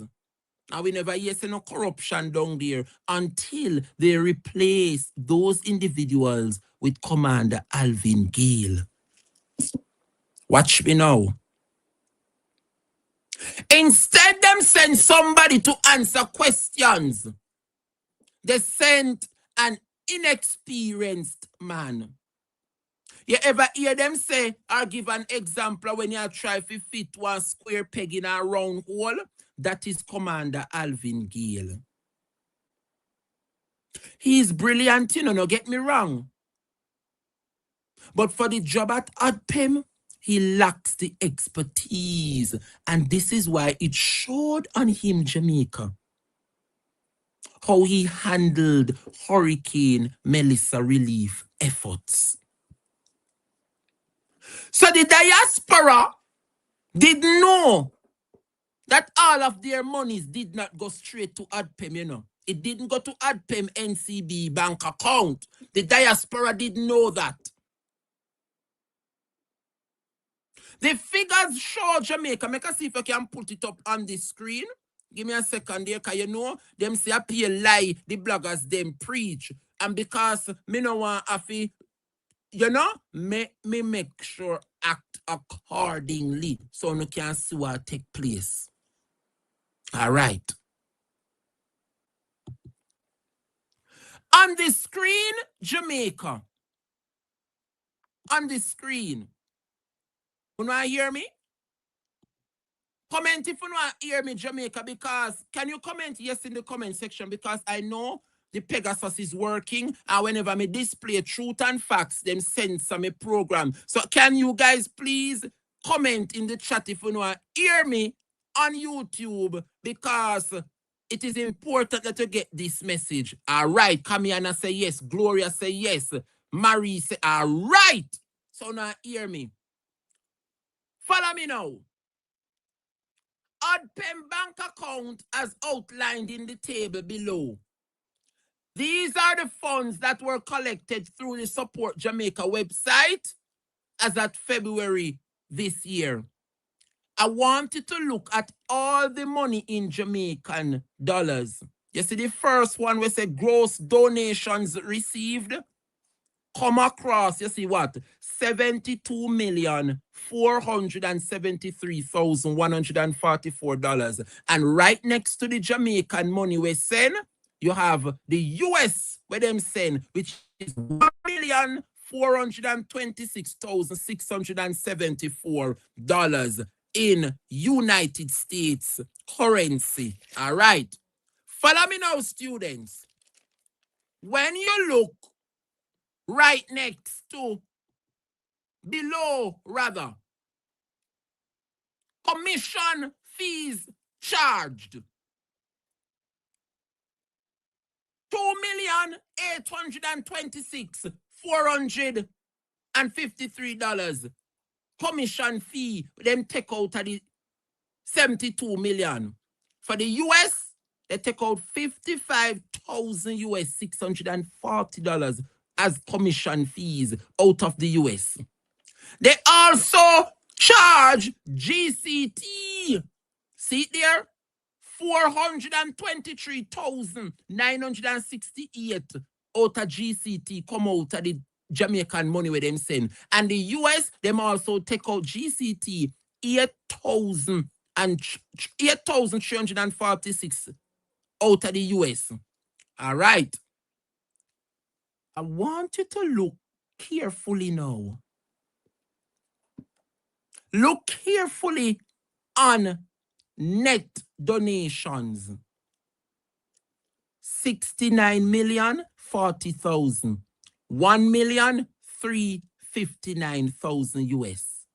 Donations withheld 16,153,223. And in the US currency, 309,239 US. Them withheld. Do the maths now, Jamaica. Remember the figures I would have shown you. We started with how much? See it circle up at top? The people in the diaspora would have sent $72,473,344 in Jamaican currency. And they also sent in US currency $1,423,674. Out of all those figures up at top, where we send, the amount that reached ODPEM, see there down at bottom, highlighted in green, 52,887,126. Remember how much uno send? See them I tell you how much reach. 72,473,000. That is what the people in the diaspora would have sent. And how much reach at PEM? 52,887. So that means say $16 million taken from what the people them sent. And look at the US. Uno send 1,426,000 US. And how much hand over to ADPEM? 1,050,000. So they all on pan 309,000 US. I'm going to tell you why. Focus, my students. Look at the funds withheld. And we're going to teach them this morning. This is an eye-opener. The hurricane blew in October 2025. And every month, them beg and beg and beg. All right, follow me now. You see the top left-hand side, we say October 2025. Look next to amounts where them all on pan. Them all on pan $6,269,635. And they also hold on to 46,412 US dollar. That money that they hold on to, they are expected to transfer that money by the 16th of December. See the expected transfer date. Them supposed to hand it over on the 16th of December. When did it actually transferred? On the 9th of March. Follow me, students. Stay with me. November. So our next month, and them still a beg. The amount them all on pan, 7,903,000. US 221,000 US 747. That money where them collect in November should have been turned over to ADPEM on the 16th of January 2026. That was when it was expected to turn over to ADPEM, you know. When did it actually transferred? Look next to it, on the 9th of March. Come on down. So October money, November money, December money we reach now, you know. So every month, the money a tally and it's supposed to hand over to ADPEM. In a December, people send 1,576,000 Jamaican. They also send 30,000 US $271. That money where them collect in a December, it is expected to hand over to ADPEM February 15, 2026. When did it actually arrive, Jamaica? March 9, 2026. Finally now, January 2026. You see, every month after the hurricane, them are begging, you know, them beg October, them beg November, them beg December, and them beg in January. All right. Them raise 302,928 Jamaican, and them get 6,863 US as well. That money is expected to hand over what time? On the 18th of March, 2026. But it actually reached the bank account on the 9th of March. Follow me now, people, because there's a reason why I put up that graph for you. Follow me now. Jamaica, watch this. I'm going to show you what transpired here now. Just remember the figures. Your donations that you sent, yeah,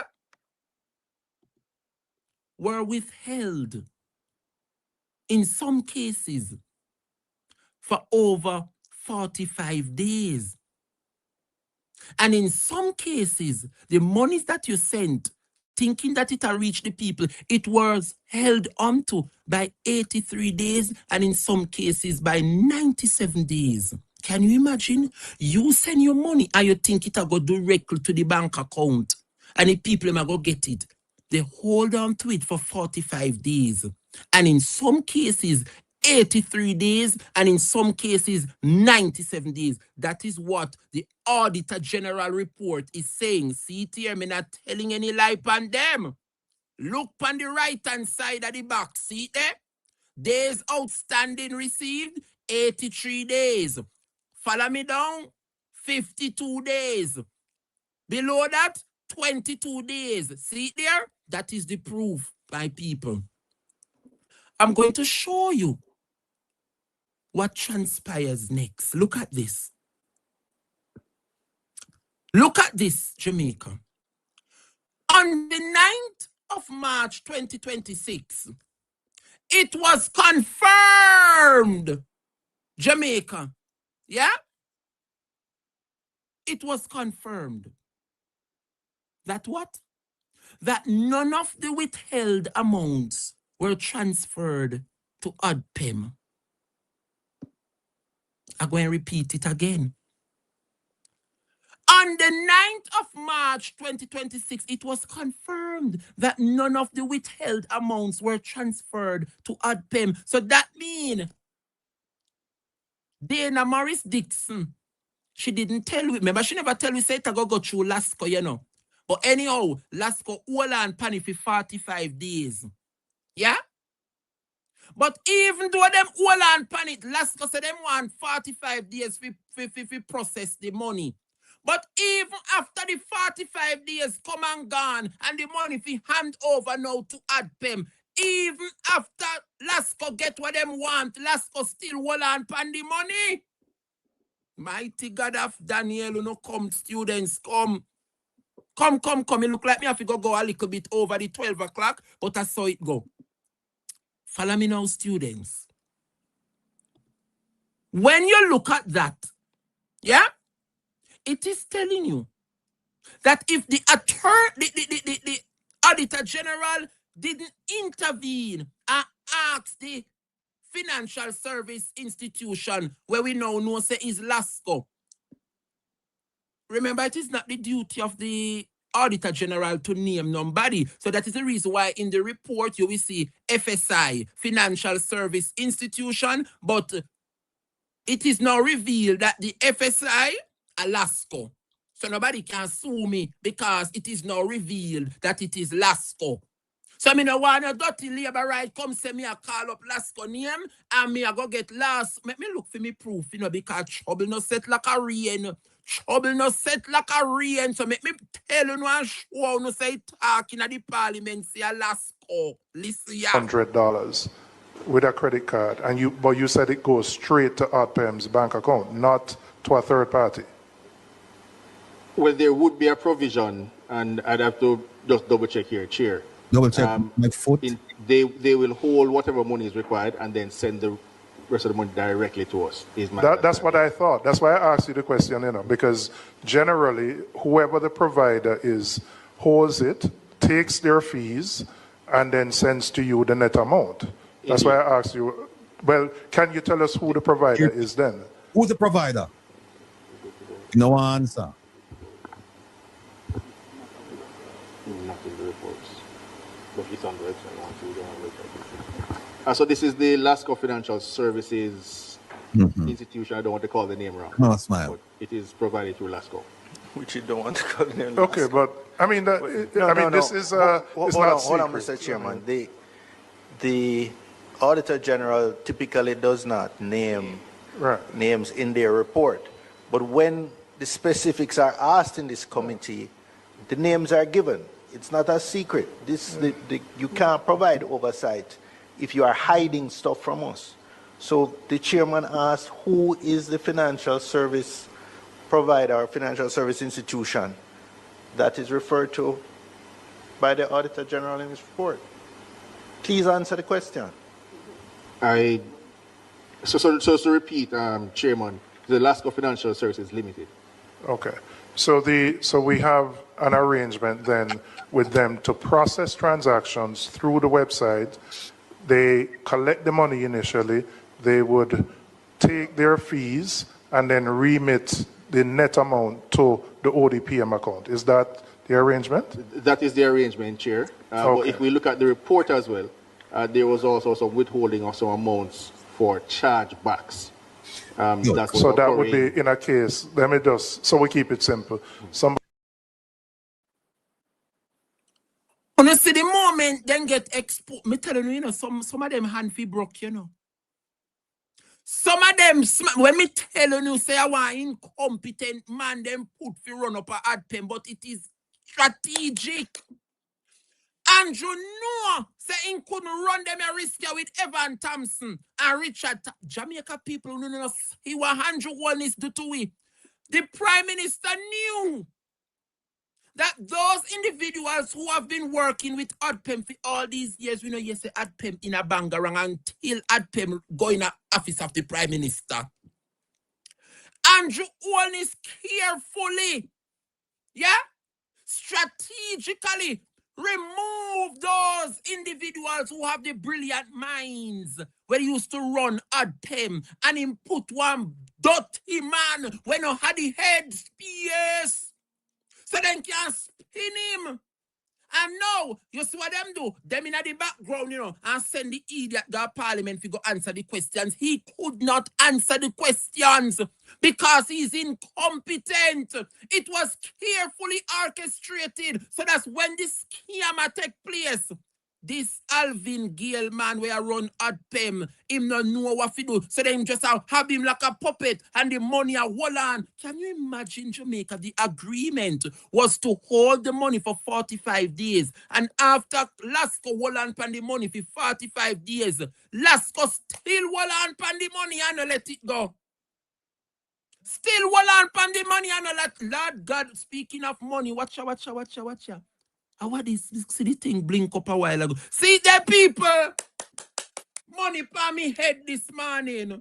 Big up Jules for the $20. Oh, thank you, Jesus. What a mighty God we serve. Big up yourself, Jules. Come on, students. Let us say thanks to Jules for the $20. God bless you, my darling. God bless you richly. Jamaica, follow me now. It is about to get more revealing. All right. Remember them say, after all of this I bust out now, and them name Lasco. I play the video because I don't want them come sue me and say me I put out propaganda. Because remember, say a Labour Party, I say me, Dre Bryan, and Andre Stevens, and Ishmael, and the whole we are pay propaganda we are spread. So we have to put the facts out there.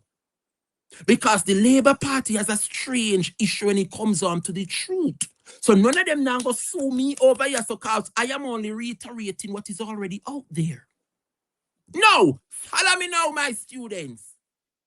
If we never know, say we money I got through Lasco, then Dix said there is no middleman. Only just going on a bank account, go on a credit card or on a debit card and send off the money and it goes straight to where?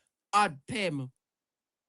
At no point in time, the information minister tell you, say, we money when we send it, it go through a third person. At no point in time, the minister told us that a financial institution are going to hang with money and hold on penny for 45 days. She didn't tell us that. It was deliberate, Jamaica. That is what the Labour Party does. They create chaos around everything so as to do what? To facilitate corruption, because corruption thrives in chaos. Follow me again. Look at this, Jamaica. Had it not been, for the intervention of the Auditor General, there is a strong possibility, that the money would still be out there and it wouldn't hand over to AdPem. When you look on the proof, Jamaica, the expected transfer date, when they make the money and them expect the money a transfer is supposed to reach AdPem by a particular time, it never reached there. For December, it never reached. It never reached October, month 10. All the money where them collect October, it never reached. But there was an expected date based on the 45 days agreement where them have with Lasco. When the 45 days come and gone, it never reached AdPem. That is for October. When November come, that the money where them hold on pan for October come catch November month money. And it's still not sent over. And then December money come catch November money and none of the three money not send.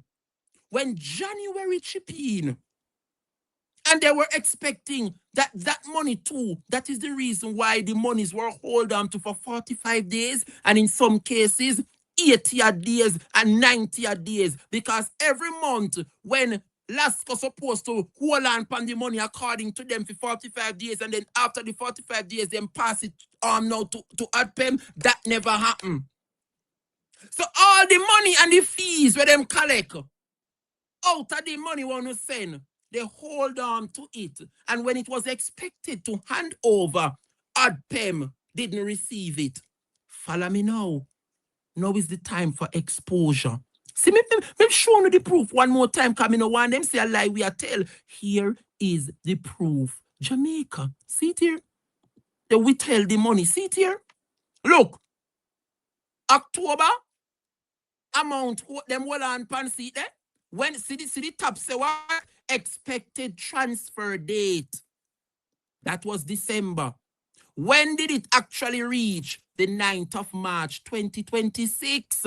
45 days, if you hold on pan it, So they hold on pan December money and them not get December money till when? March 9th. So they hold on pan it. Look to the right-hand side. They hold on to it for 83 days when they had an agreement to hold on pan it for 45 days. The same thing in January. See there? The expected AdPem when we get January money, the January 16th, see them not get it till March 9th. February money, when them donate the money in a February, then if you get it in a February, them not get it till March 9th. And January money, yeah, them not get it till March 9th. And I'm going to tell you why. When the Auditor General dig up them blouse and skirt, yeah, the blatant corruption, Jamaica. There is no contractual arrangement or agreement between the Jamaica Labour Party, ADPEM, and LASCO. What they had, Jamaica, was a handshake agreement. Nothing on paper. And that's why you are the ones and you bust your brain and you say, imagine the people that donate their money and ADPEM can't ask LASCO for the money.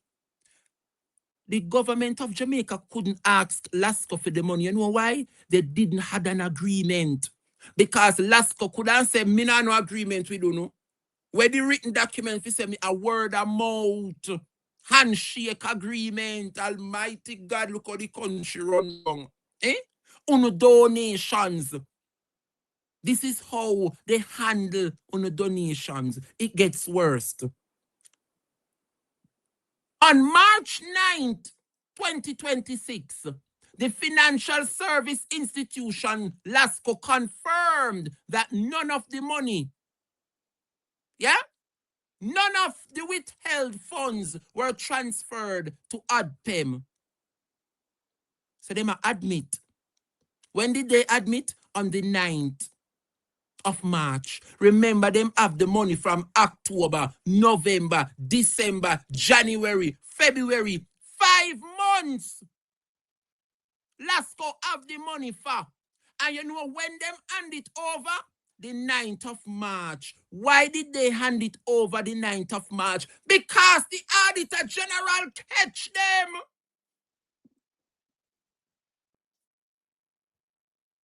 You don't realize, Jamaica. Even though then can tell we say, LASCO, I got £1 of money for 45 days. All right, let me give them the benefit of the doubt. When the 45 days come and gone, LASCO no hand up the money all know. LASCO still £1 the money. It is a carefully orchestrated plan done by Wholeness. He knows what he's doing. That's why he changed the head of ADPEM and replace who have the experience. Because tell me now, Evan Thompson and Richard, we used to down there, we used to run ADPEM. Them are something that never happened. Them are corruption that never happened. Them are scandal we never hear of it. We hear about it now since Andrew put ADPEM in the office of the Prime Minister. But it was carefully orchestrated.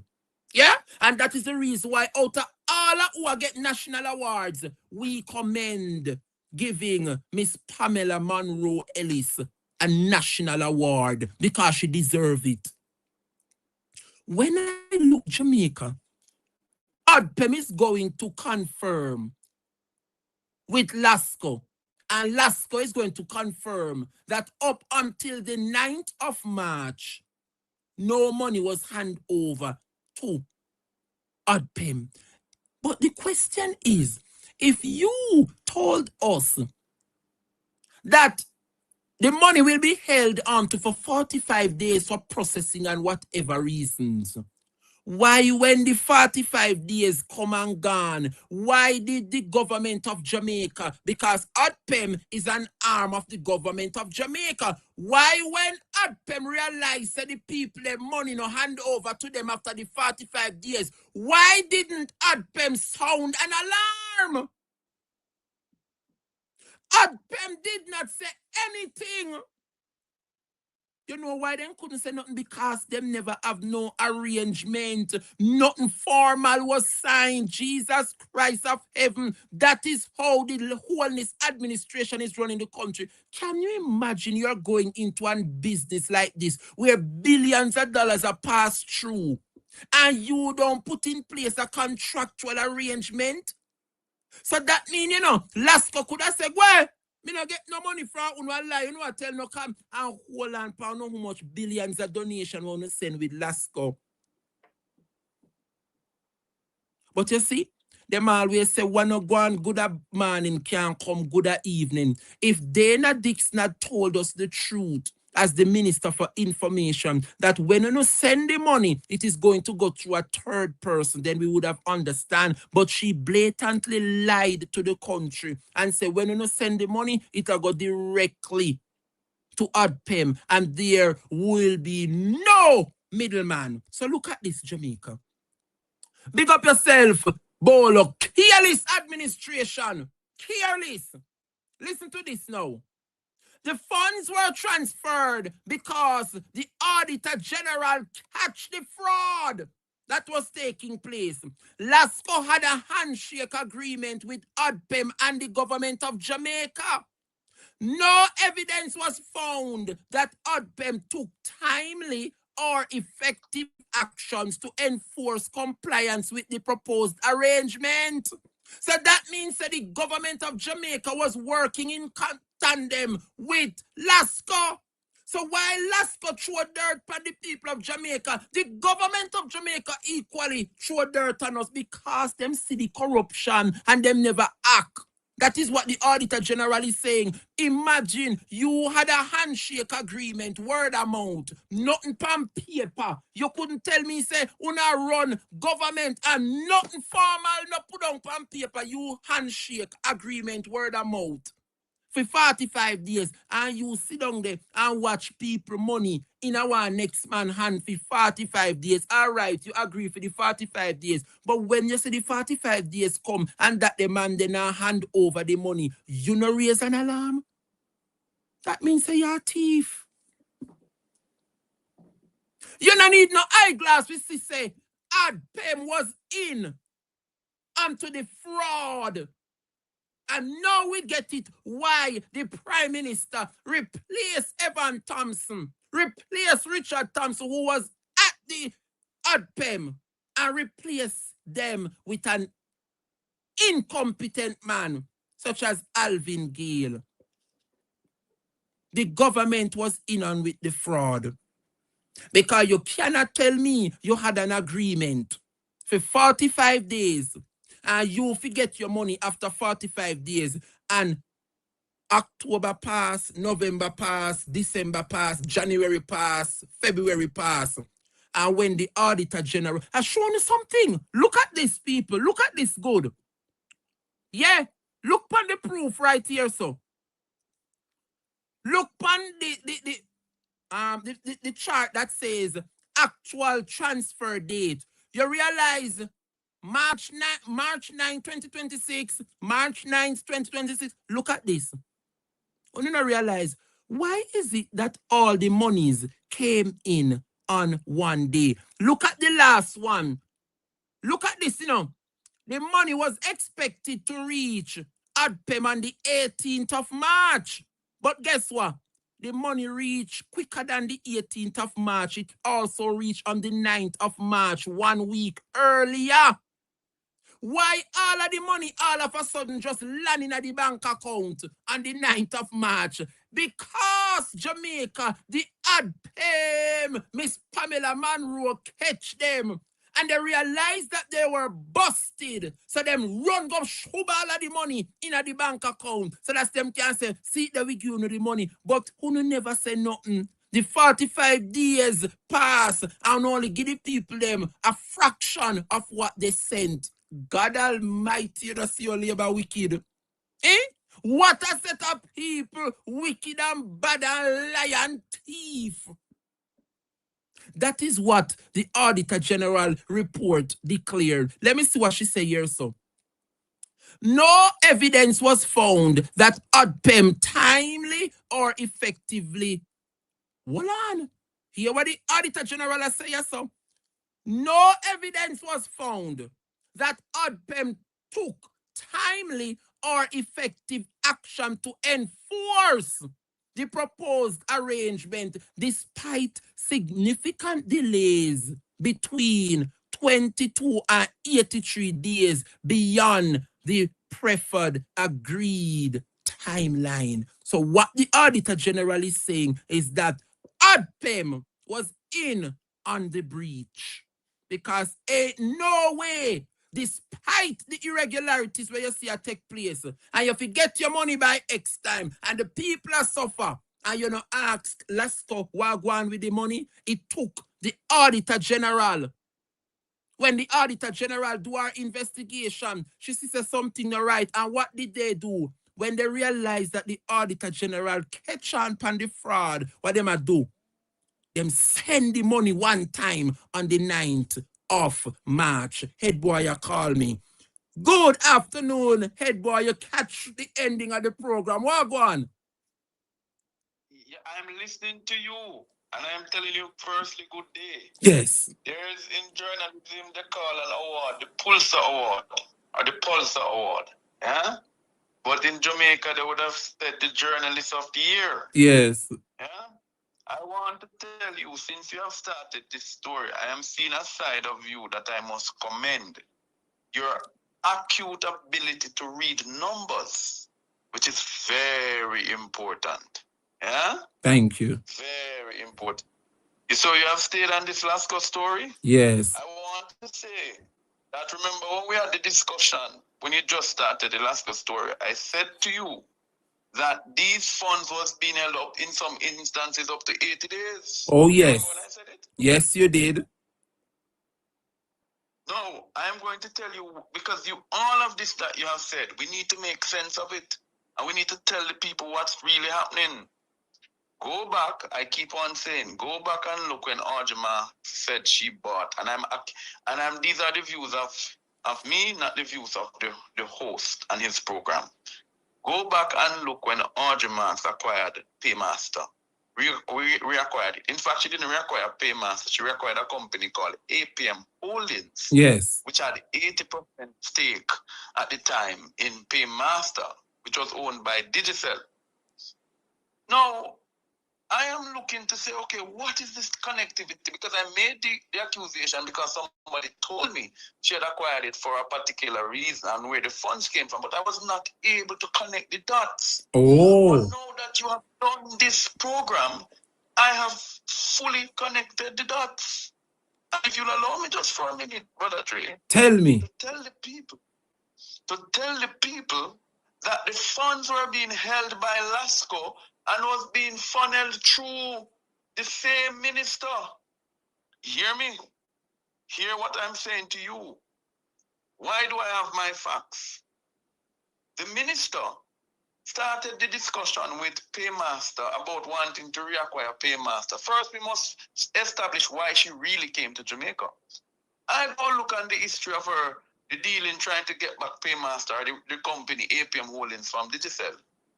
The discussion started in 2024. Yes. So when the minister said that she could have gotten another job somewhere in America, she never had to come here. She come because she wanted to serve. She didn't come because she wanted to serve. I'm going to reveal why she really came. Oh. And that is why this money must be watched. As to ask the questions if the donors' funds were used to repurchase APM Holdings. And I'll tell you why I can ask that question.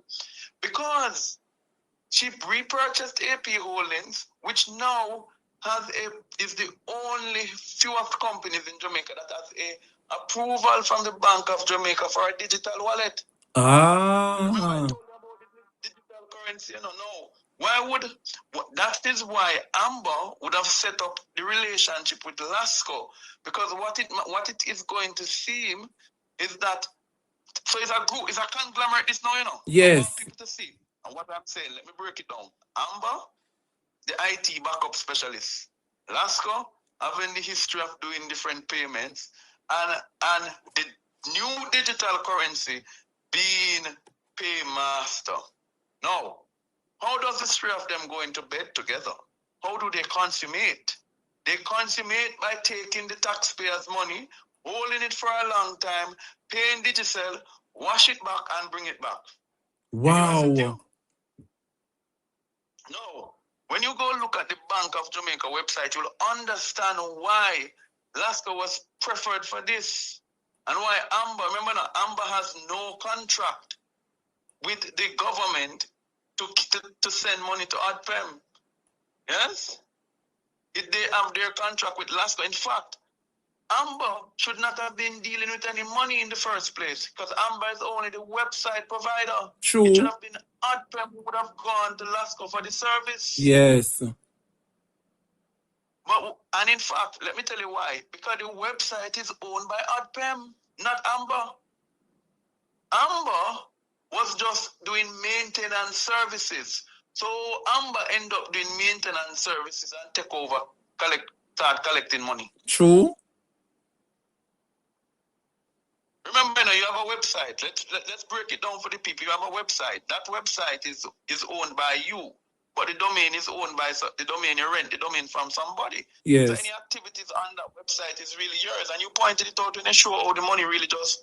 Nobody going to send money in a bank account. That's why AdPem had the bank account and Amber had the card payment system. That's because they it. knew Jamaicans saw what happened in SSL, saw how the banking system is, and them now have nothing to do with the bank. But then we use them card because they can guard them bank or complain so they get chopped. Yeah? Yes.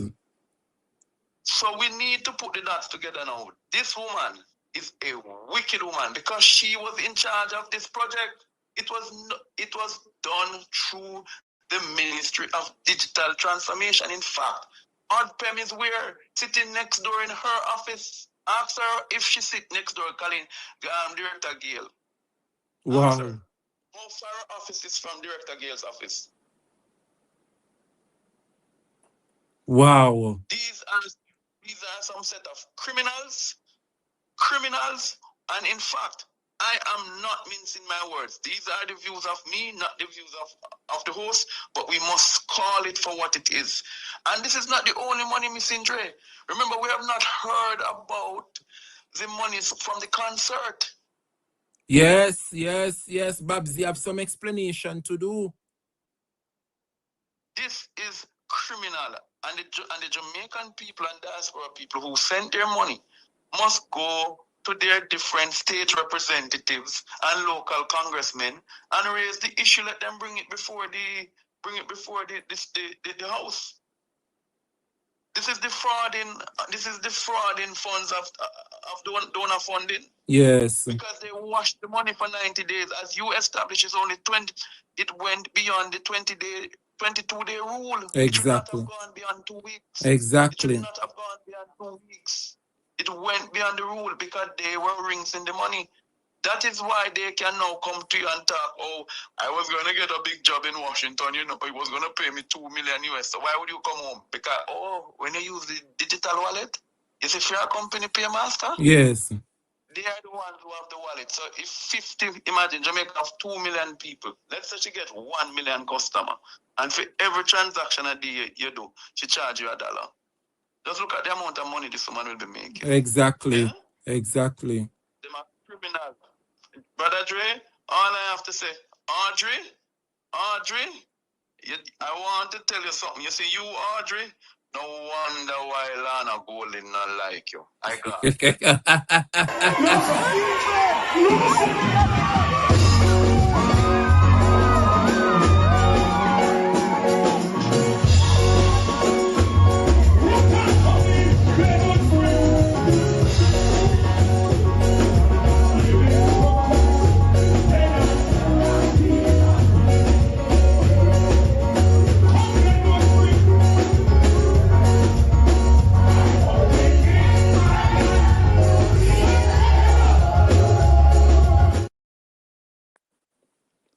Mighty God, mighty. What a revelation. 3 minutes to the hour of 1 p.m. We have to get out of here so we can make room for midday connection. Don't forget, ladies and gentlemen, that Clarion Call is at 3 o'clock, and then I return at 4:30 with the call-in segment. So while we might squeeze in 1 or 2 call on the morning program, the call-in program is for 4:30. So with all that is taking place in the space, come back to class 4:30 later on, where I want to hear from you. It's called the Defense with Dre Bryan. Call and defend your point. But before we wrap up class for today, I just want to share Who is in constituency shout out for the today? Quickly, let's see who is there. Want to know what your representatives are doing? Calling all MPs, councillors, and caretakers. Your constituency updates up next.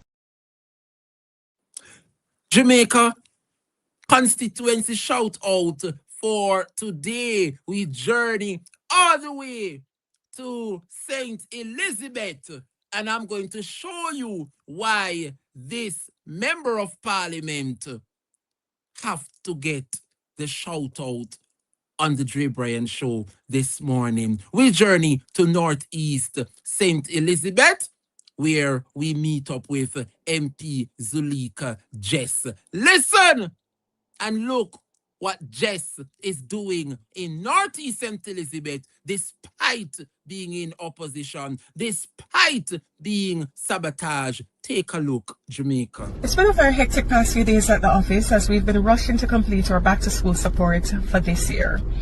Over 300 parents reached out and applied to my office for assistance towards their child's book list. To say that the need and the demands have been completely overwhelming is an understatement. But I made a commitment that no child and no parent who applied to my office for this type of assistance would get left behind or would walk away from my office empty-handed. We have now completed and closed off our book voucher aspect of our back to school support. But I'm extremely proud to share with you that every single parent who applied for this type of assistance has received a voucher towards purchase of textbook and such similar school-related supplies. So today we are in Gostown. This is house number 6 that I am actually having delivered. So in the roughly 6 months since I've been member of parliament, we have managed to deliver 6 homes, so 6 in 6. That is more than some people have delivered in their 5 years. So the truth is, a lot of people talk about action, or some people talk about action, but this right here, this is action, not a bag of mouth. This is progress. Yes, Mrs. Very thanks, many thanks. Many thanks. It's the first thing happened to me in my life. Get what I'm here. I'm 61 years old now, and the first thing happened to me. So many thanks, and may God bless you.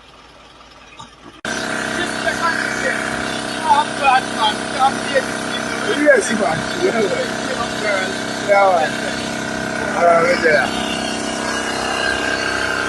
Good night, Mama Jess. Good night. At 10:52 now, I'm sit down and wait.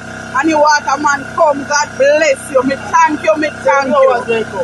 10:52. God bless him and God bless you. Amen.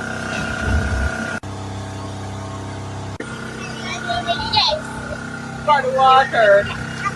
For the water. Thank you very much.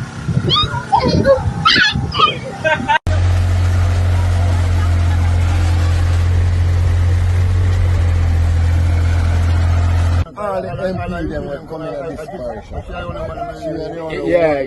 Yeah, because I You don't want to just come and pass through? yeah, because I don't even have word about this road. That is true. I feel so blessed to have an MP that see the need to fix our road. Fix it. Oh God, man. This was been here for over a period of time. Nobody feels any mind with it. Until now, we finally get to do it. Bless our MP. Thank you. All right.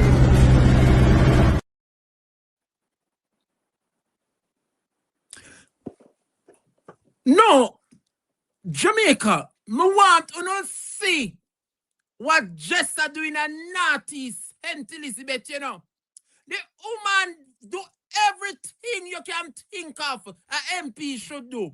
The woman has set up back to school for people. She fixing road. She give them water. She give them house. Almighty to the Lamb.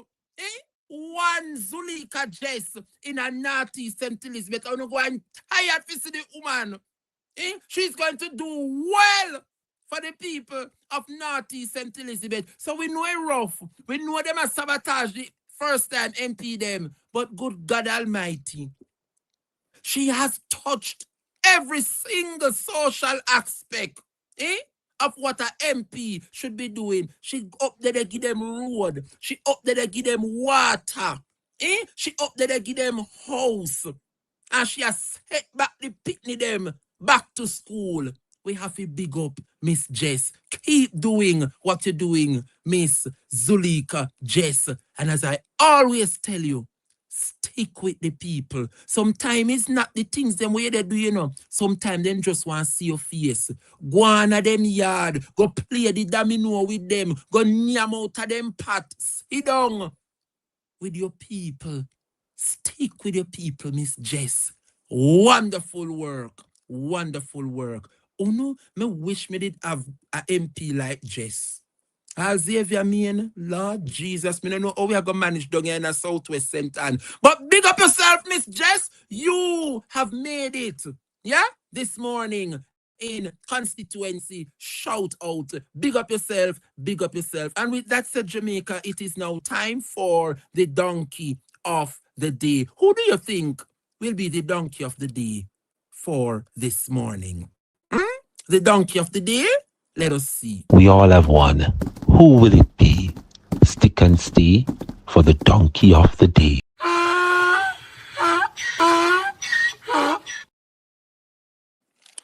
My dear people, the donkey of the day for this morning, August 18th, is none other. Prime Minister Jamaica hate you. Prime Minister Jamaica people hate you. Them ear to them, ear to them, ear to them, ear to you. That is the reason why you are the donkey of the day this morning. And as me always telling you, nobody come for me, come say me a disrespect nobody. The donkey of the day is a Jamaican expression that we use to describe individuals who need to pull up them socks. Yeah? The donkey of the day, Andrew Michael Wholeness. And with that said, my dear people, it was my pleasure. Thank you so much for joining us today. Tune in daily, of course, where you will find a little bit of everything for everybody. Get your friends and families to watch.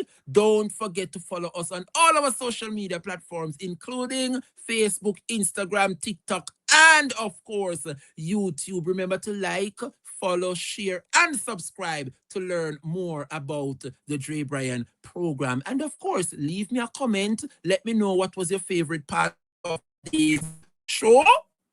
Kindly, nobody just leave me so before you go like the stream. Just click the little like button before all I know going on. Nobody just go and left me so high and dry. So kindly, my dear people, like the stream. And of course, see you guys tomorrow, 9:30 a.m. for my usual show. But the journey continue at 4:30 this evening, where you get to call and share your concerns. So 4:30, see you guys back for the defense right here. And then tomorrow, we do it all over again, 9:30, the usual program. Let us continue to look out one for another. And of course, let us continue to champion the message of the People's National Party. The word is love, Jamaica. See you for the defense, 4:30. Take care. Joy is filling my soul each moment I travel, going on to the race of the waiting meter's glory. Oh, what a day, what a bright and glorious day. When I arise with my Lord and glory to say.